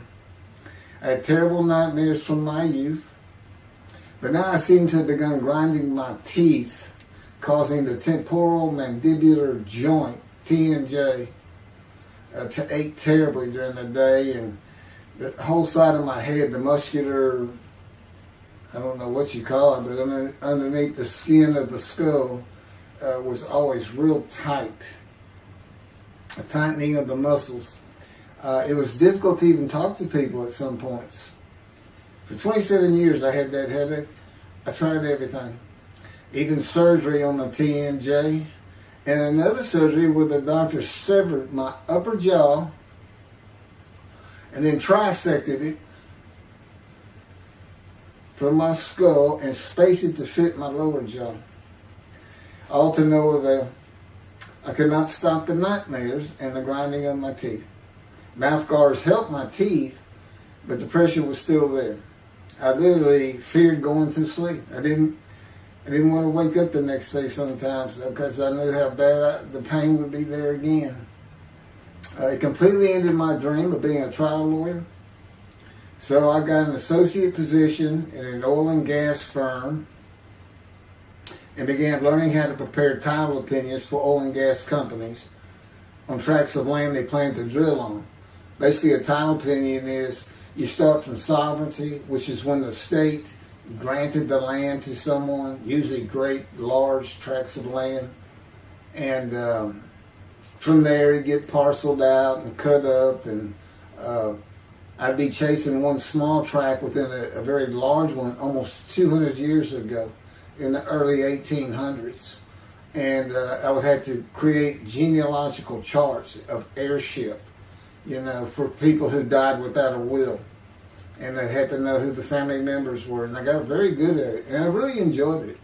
I'd go to small towns throughout Texas and into their courthouses where they would keep all the records of every transaction, of every piece of land in the county. But anyway, there's an awful lot to it. I do go into it in some detail in the book, but I'm not going to for this video.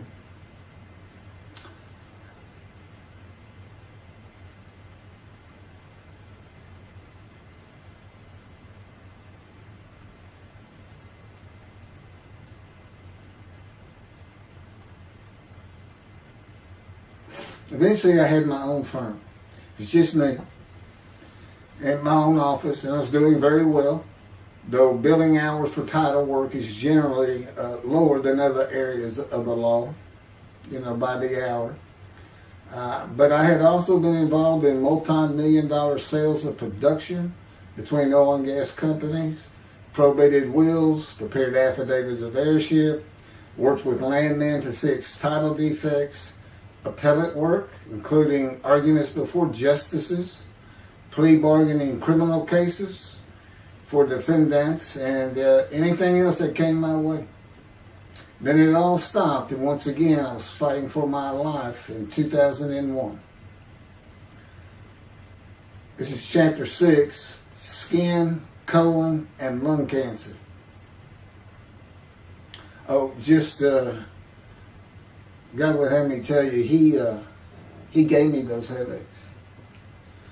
When he came to me, I stopped having nightmares. He provides my dreams for me now, and often as a learning experience.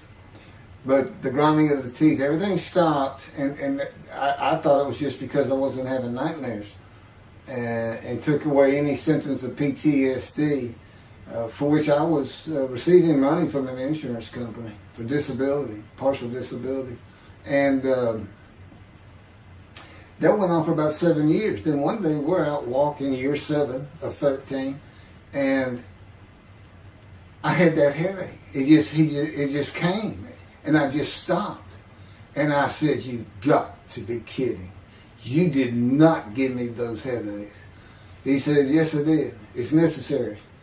You are considered the suffering servant of Isaiah 53. You had to suffer your entire life until you're suitable for my purpose," and that includes fitting every verse of Isaiah 53. At that time, I had finally read it, 7 years into all this. It was about year 2, I think. But yeah, he did. And, I ended up taking painkillers left and right and drinking with it, as so many people do. I was able to maintain, my life, my work, and everything, but it was enough to put the strain on my marriage that I pretty much blamed myself for it. And I told him I did it. That's the only time I got hot. Disfigure me, gut shot, those things, they didn't bother me. But I said, you hurt my children terribly with that, because I became a bad father. I wasn't the father I could be. They love me and I love them. We don't have any serious risks. They're off living their lives and they're all doing great.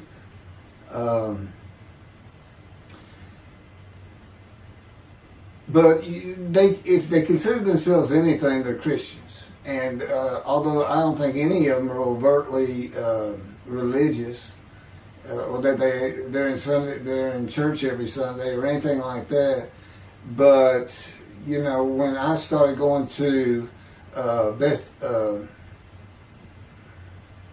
the conservative synagogue here in town, and I told them I was converting to be Jewish, they're pretty much just saying I would be a Jew, I guess. I'm not sure, or that I didn't believe in Jesus was probably more of it, God says. But really haven't talked to them much at all in 7 or 8 years. But anyway, so God gave me the headaches just to make sure.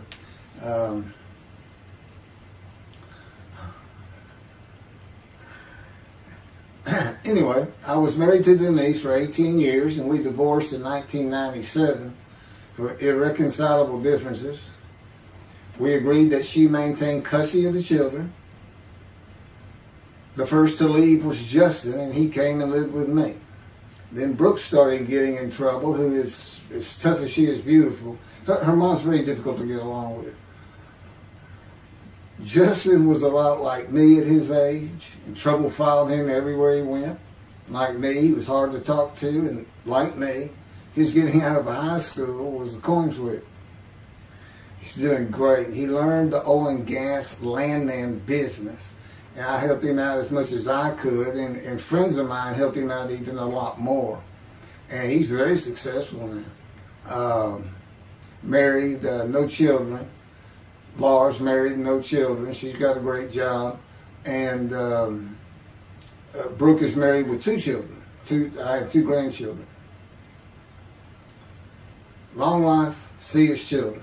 You'll see what I'm talking about, long life, when I get to the lung cancer that God chose to crush me with. Something had to be done, and to make matters worse, Denise had met a man and they were going to get married. But he didn't want Brooke to be part of their new family, or Justin for that matter. He wasn't going to go stay with them anyway. Now, I had 2 of the children and she had 1, but all still in her custody according to the divorce decree.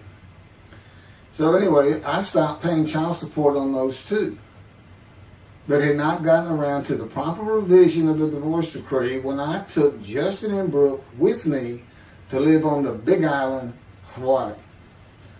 Laura came with us to visit for a month. This oversight on my part resulted in Denise and now her 3rd husband filing papers in divorce court for past child support for all 3 children, for the time I had begun paying her 1/3 of the original amount. I represented myself. I had won contempt of court and was locked up for a day, but I never had to pay that money. By verbal agreement, I sent Laura back exactly 1 month later. I could not leave her out, and I wanted her to see where her brother and sister would be living. They were all so close and protective of each other, and still are to this day. And she was so sad. One of the hardest and emotionally painful things I have ever done was put her on the plane back to Houston. I can't think of anything else. The backdrop to moving to Hawaii was my firm was in dire need of new work. But the oil and gas industry was down. It's always up and down. And my clients were not drilling. A landman I knew called and said his sister in Hawaii, a brilliant eye doctor, but not a good businesswoman, needed help resolving creditor issues stemming from her new offices and equipment purchases. I told him it was a good time for me, as things were slow, and who's going to turn down a free expense trip to the Big Island, Hawaii? So I went and took care of everything without charge, but of course everything was paid for. When I came back to live in Hawaii, at the urging of the doctor that I had helped, who did not like the look of an abrasion on my chest, and it had been there for years, I was examined by a friend of hers, and it was cancer. I don't remember what the doctor called it. He removed it in surgery with a 6-inch diameter circular cut, and it was not malignant. I could practice in just about any area of the law, and all I had to do was pass the Hawaii bar exam, one of the toughest in the nation. While studying for the bar, my body, all at once, in a moment, told me something bad was wrong with me. I had been running, swimming, riding my bike everywhere I went, letting Justin have the car, and had been feeling good and strong. In a moment's time, I was weak and sick while grocery shopping, and there was a pain in my belly and my abdomen. I did not know it, but a large tumor in my colon had burst through my colon, and I was bleeding internally. I did not go to a doctor, which I guess is my nature. That, and I did not have medical insurance. Anyone asking anyone for help unless things were at a critical stage, such as a bullet wound, was something I couldn't do. There's all kinds of personality disorders. I thought surely it would pass, and decided to just give it time and bear up to the abdominal and belly pain. I continued studying and took the Hawaii bar on Oahu and Honolulu in the summer of 2001. I had lived in pain for so many years from my headache, and passing the bar was so important. I just kept going day by day. Pain was getting worse, and but I kept exercising. It was the only time I didn't focus on the pain. I had always been a fast healer, and I thought in any day it would just go away. I finally could no longer take it. Brooke, it turns out, was in Houston visiting with her mom, and I left Justin at our little, we called it the Little Green Shack. There wasn't much to it. We weren't there very often, really, except to sleep. And went to Houston to find a doctor for diagnosis, staying at my parents' townhome, which is where I'm at now. I had allowed my major medical insurance to lapse using premiums for child support when things had gotten lean. I just needed someone to tell me what was wrong. I would find a way to take care of whatever the diagnosis was. Early September, I was close to dying, lying on the floor of a dingy apartment of a friend who traveled for work. I could no longer get up to even try and get medical help. And I had not told anyone how bad it had become. Then the planes hit New York. Seeing how grief-stricken so many relatives were on the news, I began to think for the first time how awful my children would feel when they found out how and where I died all alone. So I asked my father, again, it's hard for me to ask people for things, for the money to pay for a colon examination that had been suggested by a doctor at one of those clinics you find in a strip mall, the only places I could afford. The doctor who performed the colonoscopy finally found what was making me so ill and unable to eat. A malignant tumor 6 to 8 inches long that had burst through my colon, and I was bleeding internally. You know, I come out of anesthesia, partial anesthesia, and he's holding this picture, and there's this great big purple blob, and he says, I couldn't get the scope past this. It's not a good way to wake up. To say it crushed me in my life is an understatement. The pain, the weight loss, inability to eat, all I could do was drink calorie drinks. Began about 4 months before the colon examination. That was 4 months of sheer pain. But as it turns out, I did pass the Hawaii bar exam. It was now early October 2001. The doctor told me, look, you don't have insurance. Go to Bentop Hospital. That's the hospital I went to when I got gunshot. I prefer gut shot. It sounds better. Yes, man. And he gave me the pictures from the procedure showing what he could not get the scope past. Just shaking his head and saying, you should have come in much earlier. So I went to Bentop thinking I was here in 75 on October 5, dying. But I did survive, and here I am again on the first week of October 2001. I showed the pictures to the admitting nurse. Instead of them sending me to the waiting room, she just looked at me and she said, this is a public hospital. I mean, you can wait all day long to have a cold check. She looked at me and said, why did you wait so long? And how are you still alive? And I told her, I have no idea. She did not send me to the waiting room, but had an orderly take me immediately to a room. There they hooked me up to a morphine machine where I could hit a button at a time interval I can no longer remember and receive a small dose. I do know I never missed one. I was very depressed, and my parents who waited in that line for admittance with me looked so sad and depressed. It was not one of my better days, though I finally had some pain relief. Day after day, I lay there waiting for the next test they would run.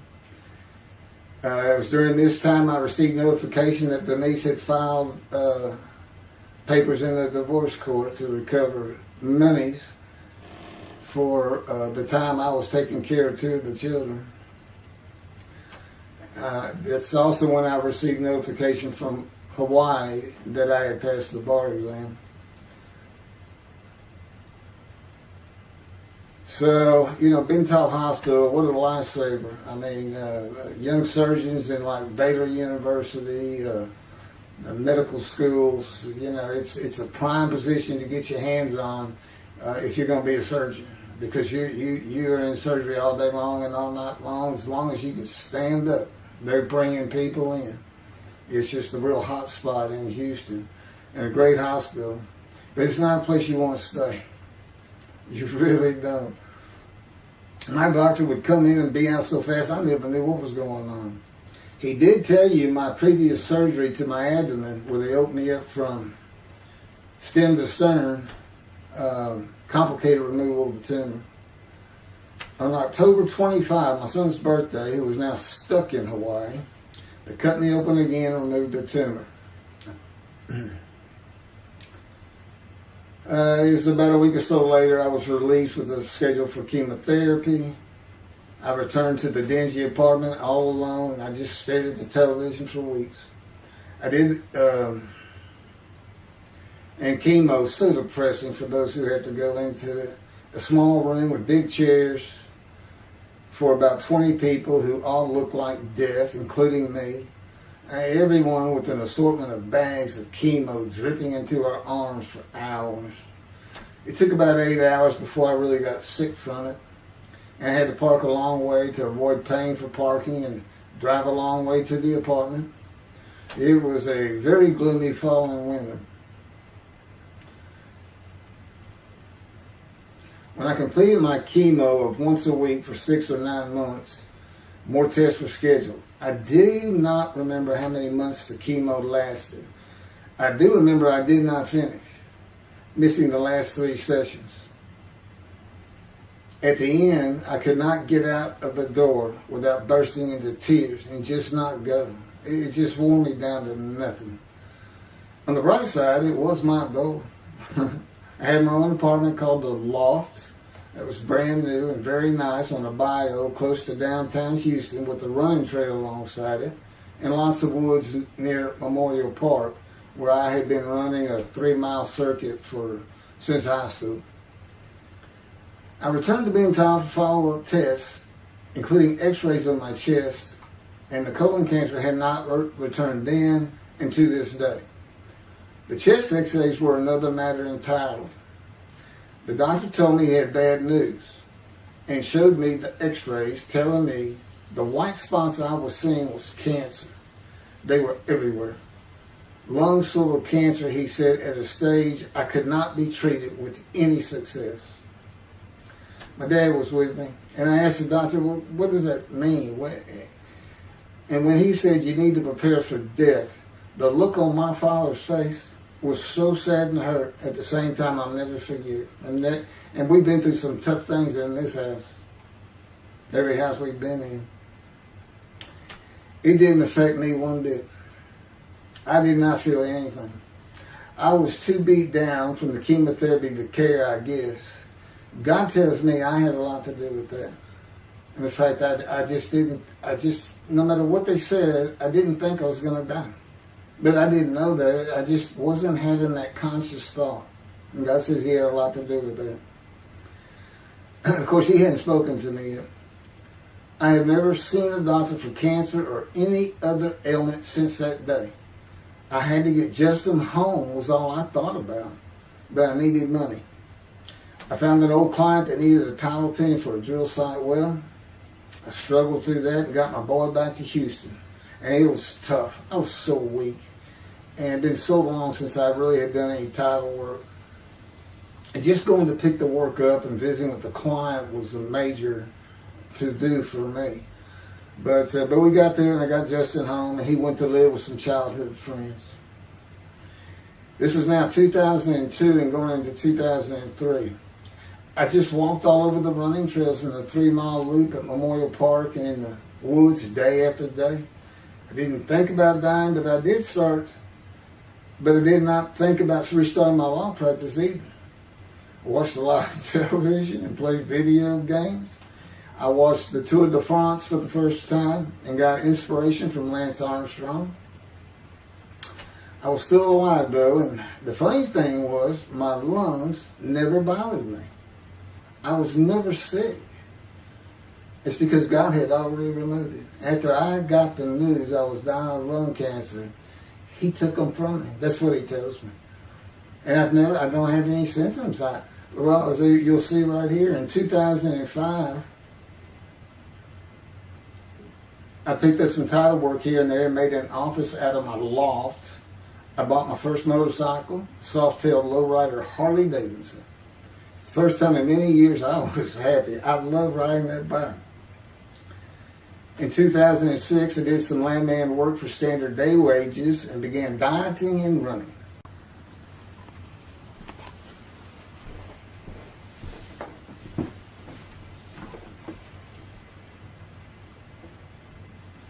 Once again, my camera only goes for 29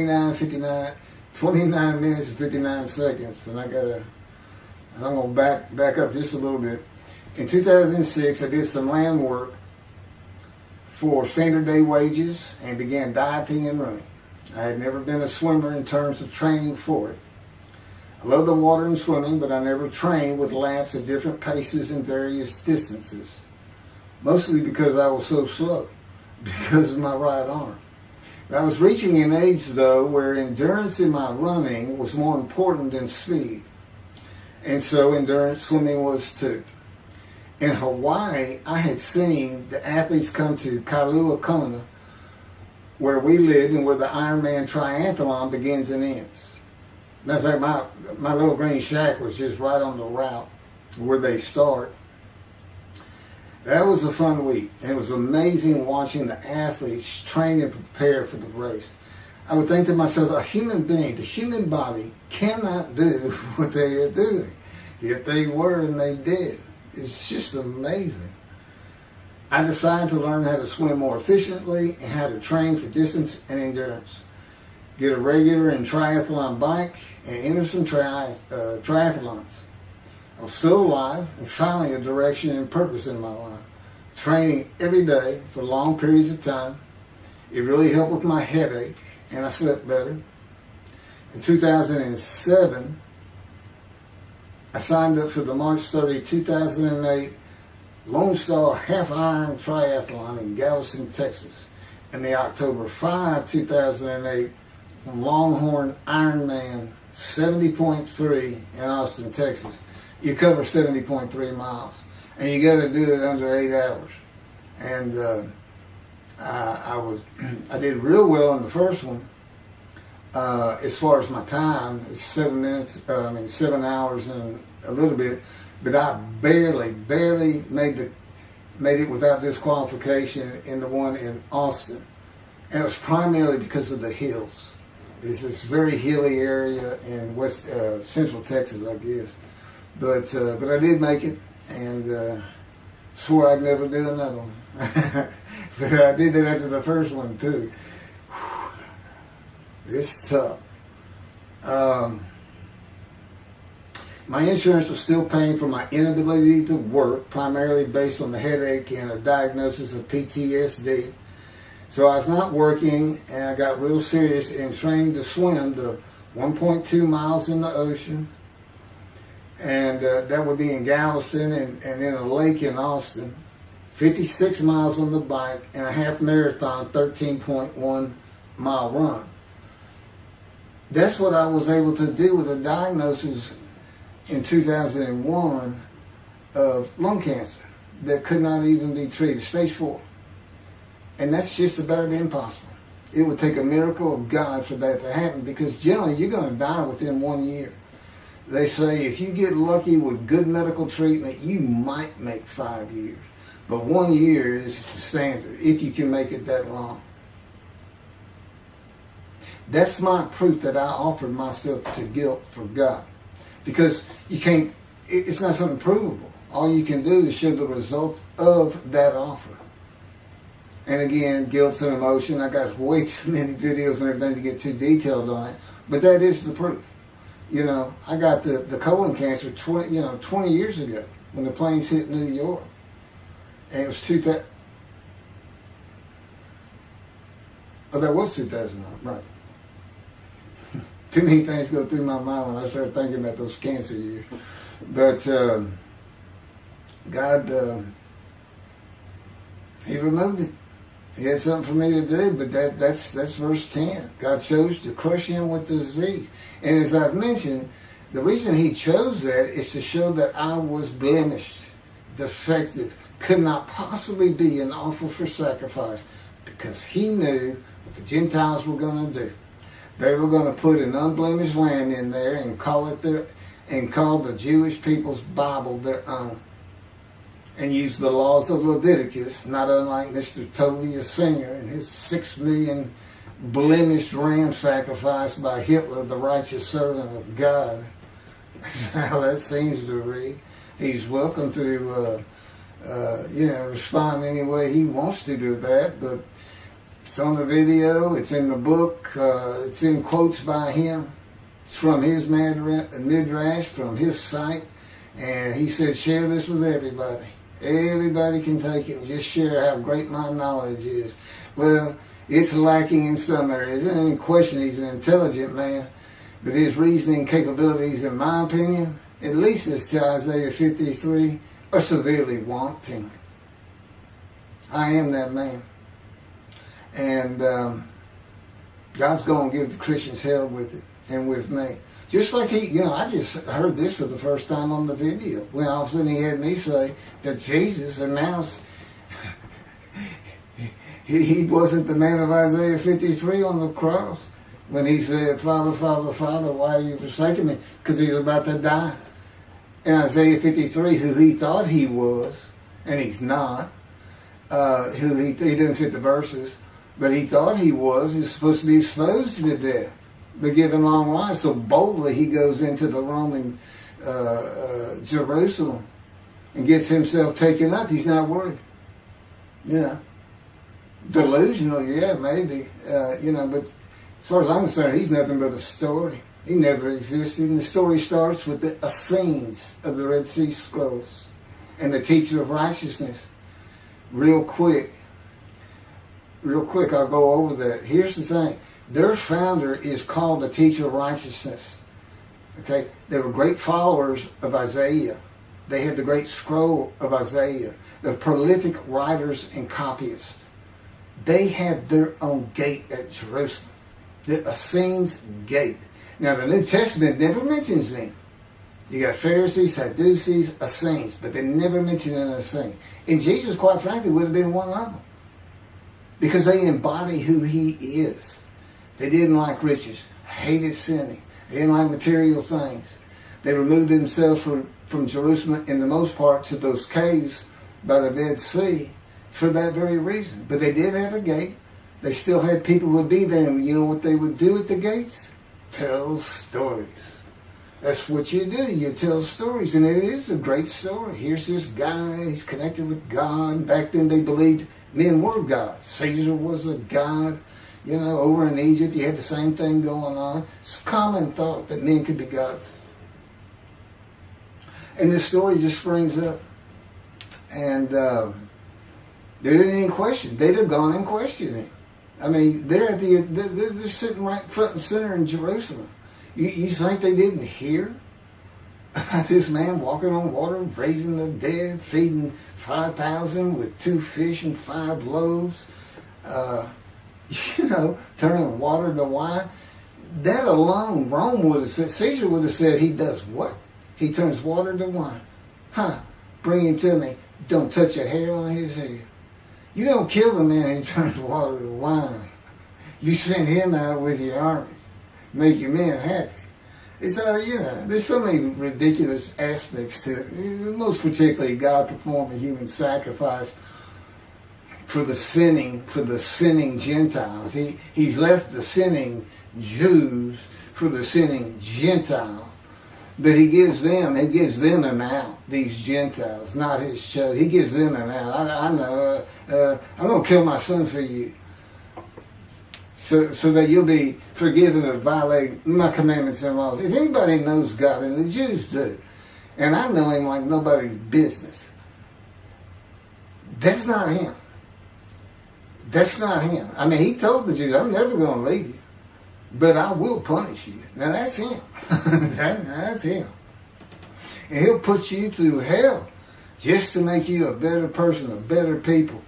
And he has no plans of changing that. He's not going to change the minds and the thinking of billions of people to make them love the Jew. He's just not going to do it. And the practicality is he didn't create man for him to even be able to do that. Now, he could have created humanity where he could do that. He could change the mind of everybody at the same time. But I'll tell you on this, he's been working on my mind for 13 years. It is one brutal cock bump. It's a very one-on-one affair. Now, he says, now, I could just kill everybody. I mean, that's easy enough. That's easy. I could just kill everyone. But he said, that's not, it's all about this. You got to know how to read the Bible.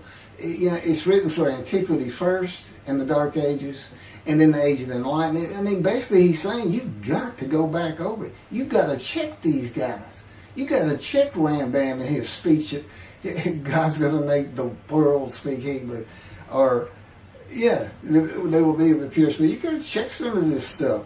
And I read Rashi's. I went through his Isaiah 53 Midrash, and all I can say is very unimpressed. I've seen what he has to say in Malachi. He didn't pick up on any of this. He didn't know what the angel of the Lord is, the angel of the covenant that you desire. He doesn't know how Moses goes by a burning bush that's not consumed. The angel of the Lord is in there, and God speaks. I do.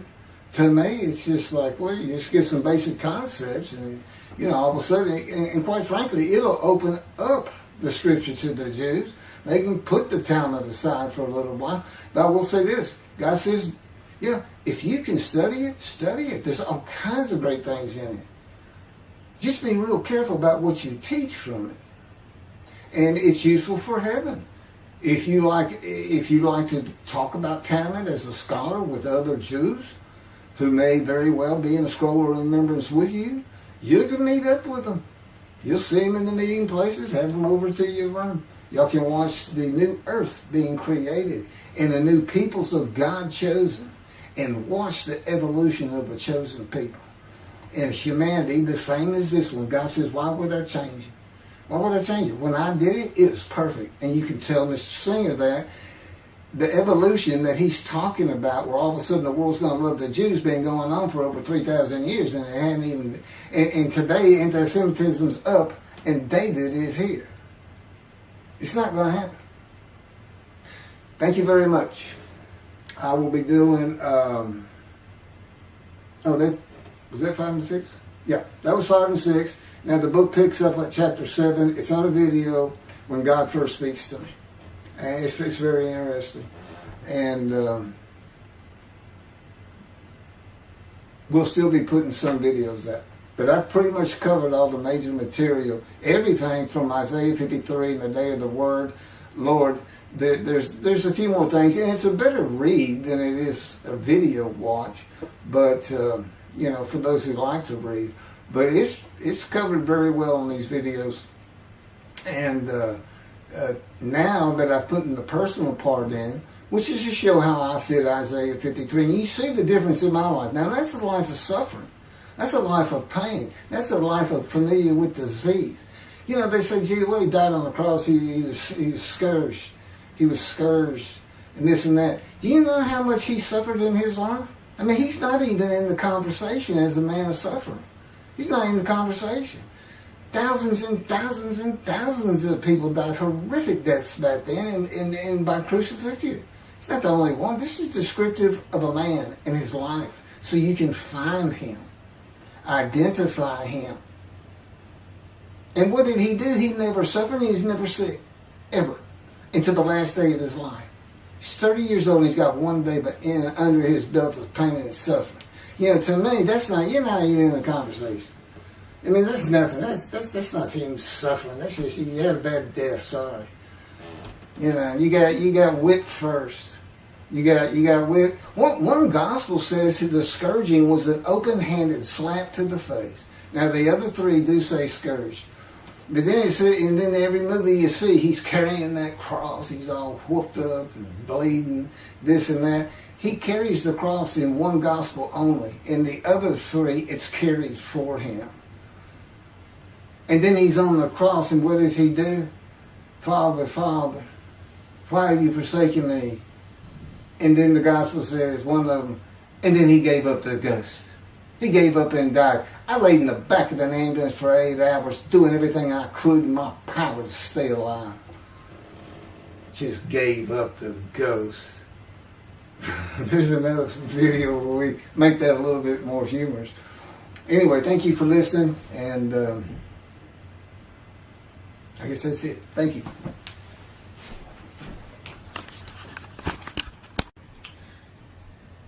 This is a video that leads into a brand new, very distinct, not heard from before, commentary on Isaiah 53, which begins actually in Isaiah 52, is comprised of 7 videos I have put together in the last month or so, and I'm just putting them all together with a lead-in video explaining these things and why it's so new, novel, and has such a different view of the scripture from that which Judaism teaches regarding a Messianic era when David comes, the descendant of David. They often refer to him as King Moshiach. Moshiach means the anointed one. And you'll get the idea from the title of this video real quick. God speaks to an atheist. And it began like this. The doctors who gave me 1 month to live from lung cancer in 2002 that developed from my colon cancer metastasizing would have been surprised that I was still alive, to say the least. I had stopped thinking about the lung cancer years before. The white spots in the x-rays that filled my lungs, like the stars in the night, did not inhibit my breathing or slow me down in any way. At this point in time, I'm training for my first triathlon. And I didn't start small. I did a half Ironman. It's 1.2 miles swim in an ocean, 55-mile bike ride, and half marathon, 13 miles. They call it the 90.3. One Saturday in the fall of 2007, I was cooking lunch in my small kitchen, post-divorce, and at the stove, when God said, from just a little behind me, as though somebody was speaking to me right here, and above my right shoulder, which is disfigured, wash your hands. I turned around to the sink, washed my hands, and turned back to the stove. Now understand, I've been an atheist for 50 years. I mean, I completely denied the existence of God. And then from right here, a small, quiet voice, like an account they had with Elijah at the cave, said, wash your hands. And I simply turned around, washed my hands, and went back to the stove. I didn't say a word to him. I didn't even keep thinking about it. I just did it. That was it. It was as though he had always been there. Just as to Adam. That's what I liken it to. And he dictated this to me. This is from my book, the book of my life that God dictated to me. It's called The Righteous Servant of God of Isaiah 53. No, the life of God's righteous servant. of Isaiah 53, and he put it together. And he did it because he actually came to me, as Jeremiah would say, in the womb, but in my first year of life, and like Ezekiel, lit and entered me. So that part of chapter 11 of Isaiah happened well over 62 years ago. That's when that happened. That's when Moshiach was here. For all these rabbis and commentators who have been saying, he's here, no, he's here. Well, he's been here. I've been here a long time. I just wasn't prepared and hadn't even heard his voice yet. But what he did, with Jeremiah, he made sure he was a priestly, godly man and guided his life. With me, it was to make sure I fit every single verse of Isaiah 53 as only I can explain it, what it's for, what it all means, and live a life of suffering familiar with disease. God chose to crush him with disease that he would offer himself for guilt and receive long life to see his children. That's my proof that it happened. They told me 20 years ago, we can't treat this lung cancer. It's too advanced. You're going to die. And you're going to die real soon. You need to prepare for it. And it did crush my life. I stopped working. I just kept waiting to die. And I didn't die now. I'm training at this point in 2007. I'm training for a triathlon. I finally said the heck with it all. And that's the proof. Crushed with disease, exposed to death. That's in verse 12. Exposed to death. And here I am, 20 years later, still going. Hadn't seen a doctor since. Never received any treatment, which is unheard of with lung cancer. And I had colon cancer before that, and I had skin cancer. I'm a man familiar with disease, that God chose to crush the disease. And these 7 videos put together as one, obviously I wouldn't ask or want, and I couldn't do it, to listen to them all at one time. But I know you can mark your spots and everything. But it was spread out in 7 different videos, and I thought, well, the next video I'll do, I'll have a preamble to it and explain. This is not fooling around. Once you learn my version, which comes from God, of when Moshiach comes, the day of the Lord, which is left out of the Messianic era. But if you ignore me, God says, as my role as Elijah, God says, when he does return to his temple suddenly, it's going to be with, and it's not there, it's going to be with utter destruction to the land. Okay, all this is explained, so I'm not going to keep going in detail and carry on with God first speaking to me, but it was as what Adam would have felt like. This is natural. I mean, to him, having somebody speaking to him from above him, from up here, from within him, it's perfectly natural. And he wouldn't be falling down in reverence and I'm not worthy and all that. It would just be, this is the person who's always talking to me and telling me what to do. The fact that he doesn't see him wouldn't probably enter into his mind. Just, that's just the natural order of the world for Adam and me. Particularly today, 13 years later. Still in God's fire of refinement, preparing me. And now we have the books, they're unpublished. Jewish publisher, Christian publishers, I dare not even send it to them. Because how harsh I am on Jesus Christ, who said he was the man of Isaiah 53. And it's because of him I had to get crushed with cancer. That's what that's all about. God doesn't have to crush you to make you offer yourself for guilt. He just seized Ezekiel and put him through the fire of refinement, the anguish of it, and sent him off to be a prophet to the Assyrian, Babylonian exiles, of which he was one, actually. The book of Ezekiel is the key to Isaiah 53. That's my backup. See, God, these videos, everything, the way where he put angel of his presence and Holy Spirit, that Judaism doesn't recognize. A host of the Lord's hosts. It's in the book of Joshua, one time. He did it so they wouldn't find it. He knew what this was going to be about. These are my proofs. This is what it's all about. He set it up for me to be this controversial. You just got to take the Messianic era of Judaism and toss it out the window, and you'll understand why when God has me explain it to you. He controls everything I do, think, and say. Finishing preparing lunch and ready to watch a Texas A&M football game, I headed to the living room, and God said, "Get a napkin." I turned back to the kitchen and got a paper towel, sitting on the couch from about the same place. Sitting on the couch with the television on and my plate in my lap, God said, "Get your TV tray."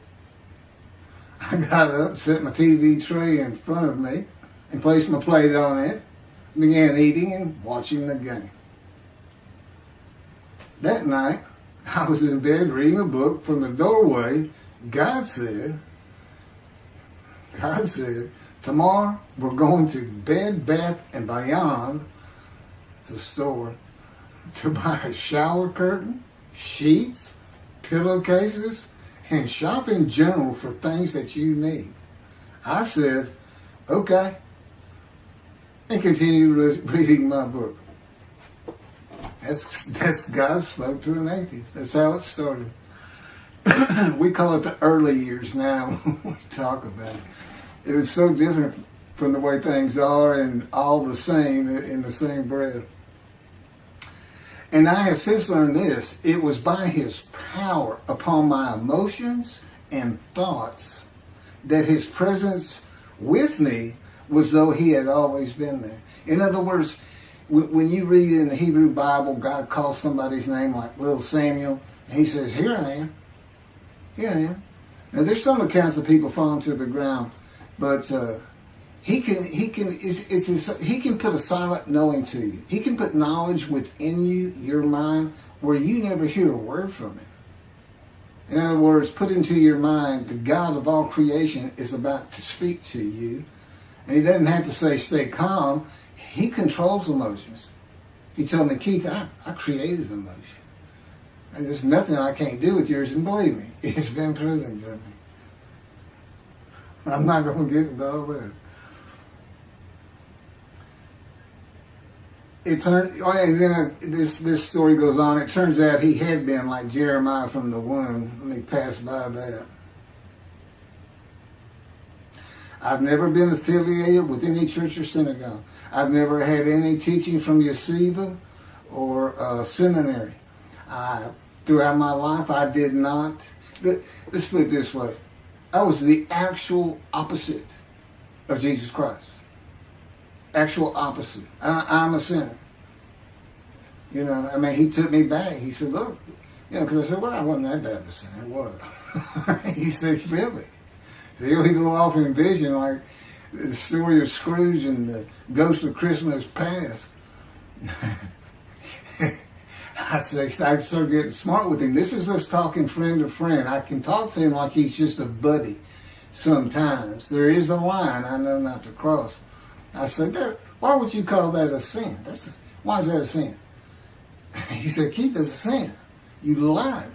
I said, "Yeah, but if I didn't lie, I was going to jail." He said, "But that don't make it good." I said, "Well, which comes first? Going to saving yourself? Or lying? And so what? I didn't believe in you anyway. I wouldn't worry about going to hell either." It's just, I didn't think about those things. He tells me, "Man, I didn't let you. That's why I was with you from the get-go." He wanted me to be fresh. No preordained, settled in thoughts and beliefs on anything. And of course, I grew up in Texas for the most part, so it would have been Christianity. I didn't associate with anybody who was religious. I didn't even know what the term Jesus freak meant. I didn't even know that Jesus died for my sins, supposedly, under their theology. And I didn't know that there was a problem between Judaism and Christianity. Jews and Christians. I didn't know that. I had plenty of Jewish friends. You know, I was in the late 60s, 70s, my formative, going into my teen years, and, you know, he treated everybody as an equal. I never thought about it. Including African Americans, who in my day, we just said blacks. I guess that doesn't go anymore. But had great friends of all kinds. My best friend, I didn't even know he was Jewish until I saw him on Facebook 40 years later. But anyway, let me jump ahead. Okay, this is how God communicates with mankind. This is what the prophets are all about. It's not just Ezekiel, a spirit lit and entered into me. At that moment, God was speaking. And then he says, at that moment, a spirit entered into me, and then I could hear God's words. So he's saying, and that means God is in his spirits. And it's just imagine the presence of God is his mind, and it is composed of elements of the unseen realm that we can't understand. And spirit he created, and the angel of the Spirit, the Holy Spirit, he created. But that's completely different elements. His presence is different from God's presence. But they're like big clouds. And they can float together and be as one cloud. Okay, that cloud is what descends upon you. They are within me and without me. If this audience, was in a room with me, they would envelop you all around you. You'd be in the presence of God. The difference with me in that room is that cloud engulfs me, flows through me. It's within and without me, as though there's no break because of my physical structure. My little spirit is a little cloud that also drifted in. That's what it is. And it happened with all the prophets. If they spoke God's words, he was talking to them. He was telling them, write this down. Write this down. All these 20 books or so, of the books of the prophets. Ezekiel, write this down. You got to set this up. Jeremiah, write this down. See, a time is coming. Well, that's the time in Malachi. It all comes together, and you'll find it in all these videos. So, and it doesn't just include Moses and the prophets. The man who wrestled with Jacob. Jacob says he wrestled with a man in divine beings. Well, you know, Judaism doesn't acknowledge the Holy Spirit's a person, which is just beyond belief, because there's so many references that this is clearly a person, an angel of his presence. But it's just God going to a man saying, hey, wake up, I'm the God of this land. See this man over here sleep? His name's Jacob. He's got his head on a rock. Go jump on him, start wrestling. Don't worry about it. I'm gonna orchestrate the whole thing. You'll be fine. And the guy would have said, here I am, let's go. That's how he does. That was in Judaism says the man in divine beings is an angel. No, he's not. That'd be like saying I'm an angel, and you wouldn't want to say that. Well, you wouldn't want to say it to me before he came to me, because that made me mad. But I had a hell of a temper, just like Moses did, and like Ezekiel did. And God knows how to knock it out of you to where you smile and laugh a lot, because I never used to. Now, well, you got to read the book, and you'll get it. You'll get it. I'm just, you know, just like a lot of people. I've been through too much, hurt too much, suffered too much to have any thought that there's anybody upstairs, you know, who cares about me. It's just don't even mention his name around me. We're either gonna fight or I'm leaving for it, and you'll never see me again. Don't do that, because it just makes me angry. All that's gone, by the way. Lots of stories on that. Oh, and the Spirit speaks. He's got his own personality. He's angelic. He has a very childlike voice, and he's just nothing but a ball of humor. He has me say he's the greatest comedian of all times of the universe. And he's just a joy to talk to and be. And he has the smarts of God, as he tells me. But I have instant communication with him. I have instant communication with God. It's like there's three persons in my mind. This one cloud is three clouds. It's two spirits in the elements of God's mind. And slow process though, 13 years, and it's 13 years of, and this is from Isaiah 53, punishment, wounding, chastisement, maltreatment, crushing, bruising, and I'm telling you, he's relentless. That's in the stories, and I have a lot more once I get to Israel, and I have full confidence God's going to get it done. That's one thing I don't worry about. 13 years, a year and a half of trying to get books published, denied by everybody who even bothered to answer me, because it's just so different. And it can only go to Jewish publishers, and it's just like, well, this isn't the stuff we believe, and it sounds like he's saying it's him and this and that. Well, I was. God said I made sure I didn't get them published. I wanted to do the videos first. You see, I'm not on the executive committee. I don't know what's going on 99% of the time. I don't know what I'm going to have for dinner. I no longer have self-will. I can't ask him for anything. And there's all kinds of reasons for that, such as, if one of my kids gets sick and he doesn't heal them up, cancer or something, am I going to be disappointed? Am I going to be hurt? The answer is no. He's trained me too well to even bother asking. If he's going to do it, he's going to do it. I know he has the knowledge, and he's right here with me. So, it's a long, detailed process. I know things from his perspective. It's just another reason the Messianic era is not going to happen. And it comes out in these films.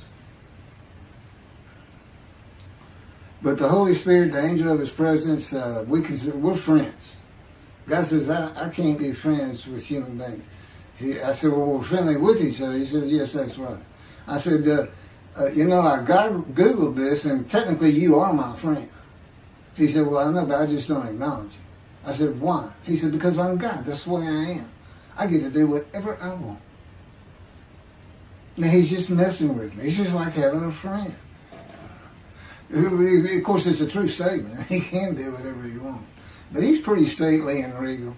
But, again, we live together. I've lived with him for 13 years now.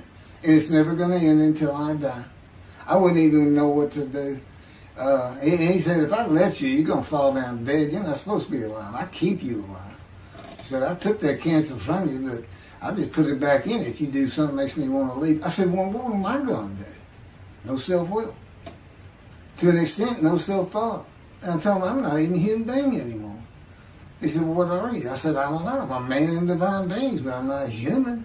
I don't have self-will. That's what distinguishes a human being from an animal. He said, but I'm being the human for you. I'm providing your self-will. So you do, in a way, have it. So you're still a human being.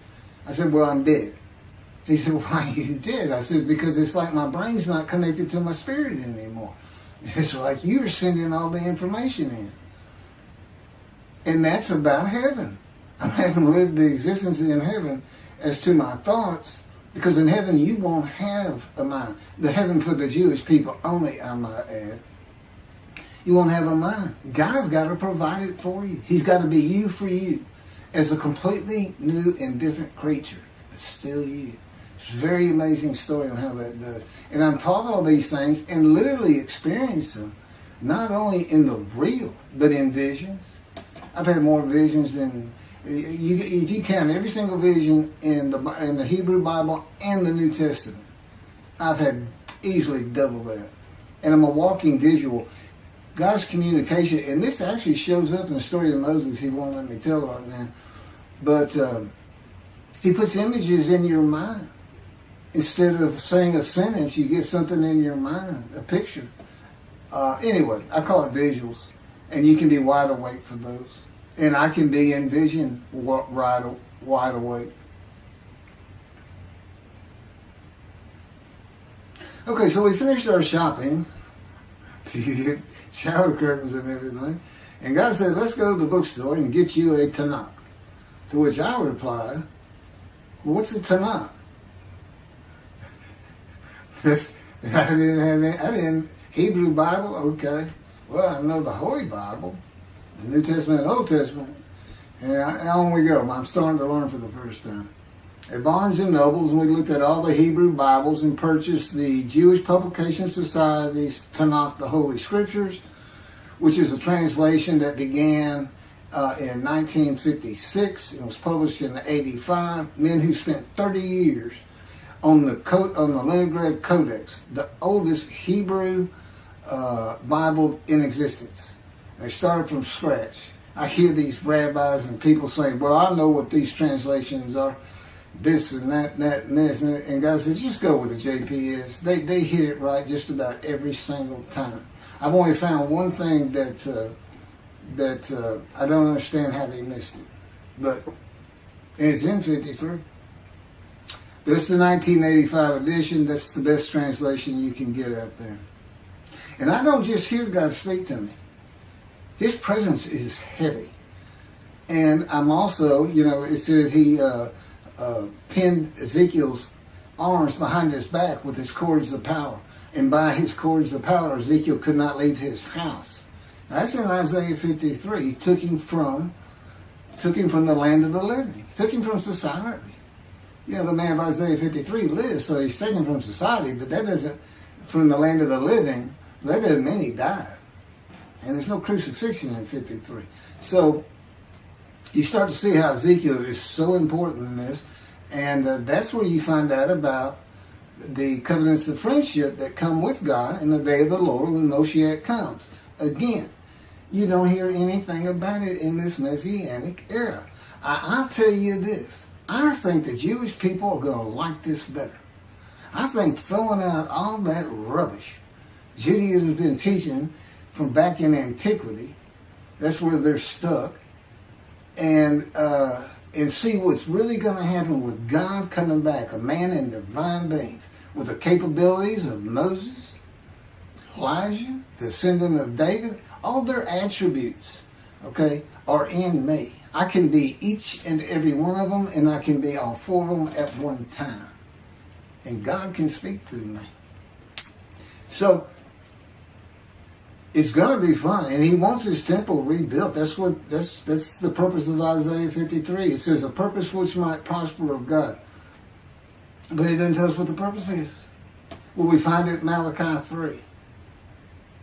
I'm sending my messenger before me to clear the way for me, and I shall return to my temple suddenly. But the covenant that comes with David says, I'm going to place my sanctuary amongst you. He already knows it's not going to be there. And then we have Elijah in Malachi 3. Well, he's got a purpose that might prosper. And if it doesn't, God comes with utter destruction to the land. And again, you don't hear it with the Messianic era. Utter destruction to the land. There's 7 million Israeli Jews. How can you not read that and go, that sounds an awful lot like I'm going to raise up armies against you? How can you just ignore that? Well, anyway, we're getting it fixed up. And the purpose that might prosper, I never believed that. I think that just hooks the man of the righteous servant of God of 53.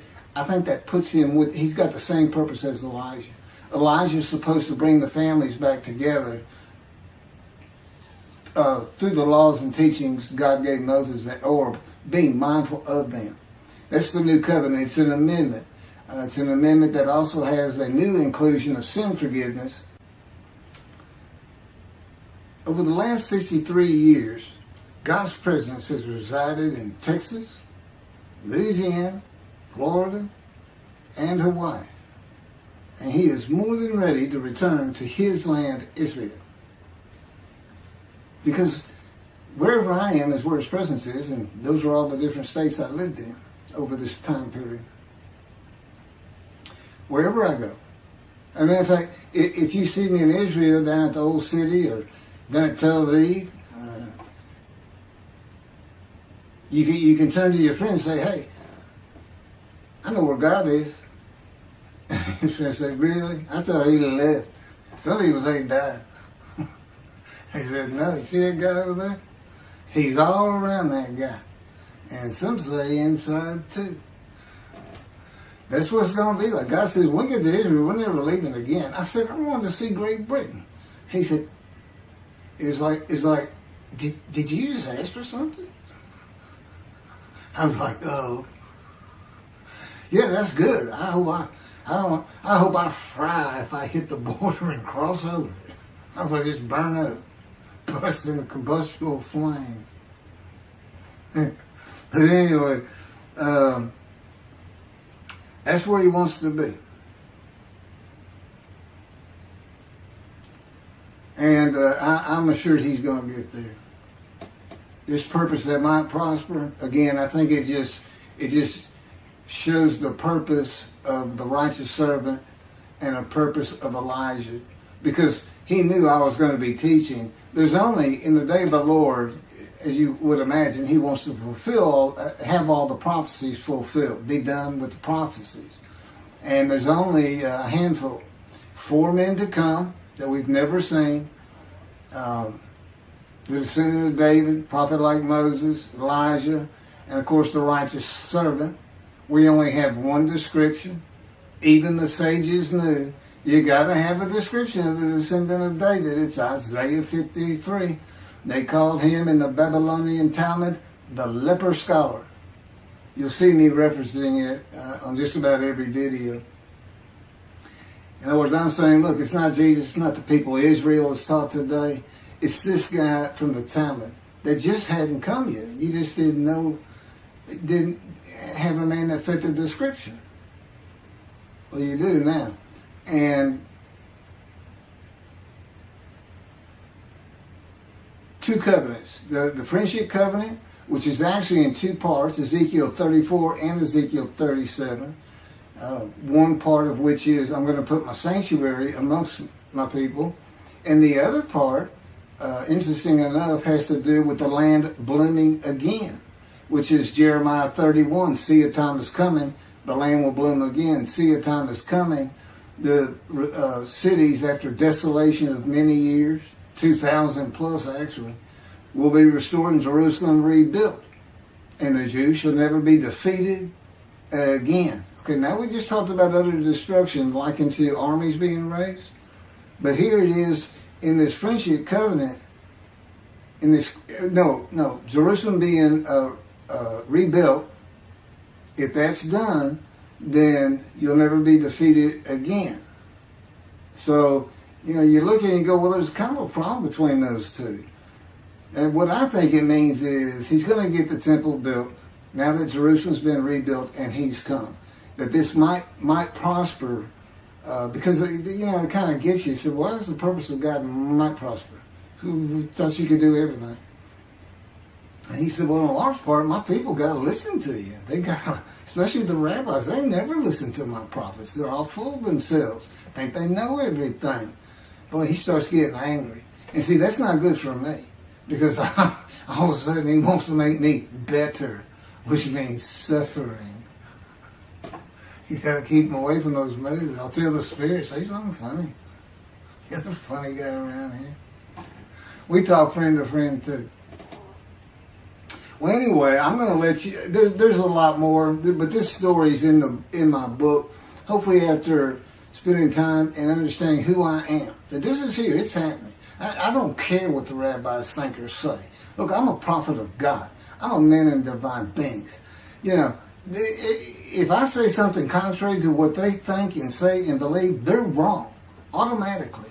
It's a given because God is the one telling me all these things. It's His book. They're wrong automatically. And He is livid that I'm having this problem with Isaiah 53 being the people Israel. Well, it's in the videos, but you ought to see the arguments they really put back before that for Isaiah 53:10 and other verses. Rabbi Tovia Singer, Irish Judaism, he went Christian. The Christians went to the laws of Leviticus, animal sacrificial laws, and said Jesus is the unblemished lamb. That's why, and they're using, Leviticus where you could offer a lamb and for unintentional sins, but nevertheless, they turned it into, He was a human sacrifice, which he says himself. He says, God no longer wants bulls and goats for sin. He prepares my body for sacrifice. It's human sacrifice, and God made the sacrifice to Gentiles so they didn't have to obey his commandments and laws. You know, from an atheist who comes in with no religious background, I read that and I look up face to face with God wherever he is that moment, and I say, you got to be kidding me. People believe this? This. He said about 2 billion right now. He said, I'm not going to bother trying to tell you how many there's been in 2,000 years.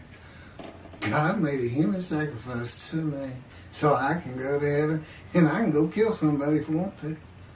I can go rob someone. I can go beat my wife and my kids. I accept Jesus again. I was God was teaching me the New Testament, and this guy at one of these mega churches came up to me and says, you know, if you do accept Jesus Christ, you're not just forgiven of all sins that you have committed. You're forgiven of every sin you're going to do in the future. I said, really? He said, yes, really. He said, Jesus knows you're going to do it, and he already forgave you. I said, what? Okay. So if you're a Christian, you can just sin all the time, because Jesus knew you was going to do it. I hadn't actually heard that taught, but that's the effect of it. Okay. Next year in Jerusalem. Enjoy the books. Don't try to listen to the videos. Don't try to watch them all at one time. But what I did is I put them together for you in the order they should be. And I just thought it'd be easier. And we're kind of coming to the end of our videotaping for a little while, it seems like. Again, I'm not on the executive committee with God and his Spirit. I never really know what we're going to do next. And the books are at keithmccarty.wordpress.com. You can find that on my YouTube channel. I guess that's about it. Thank you very much.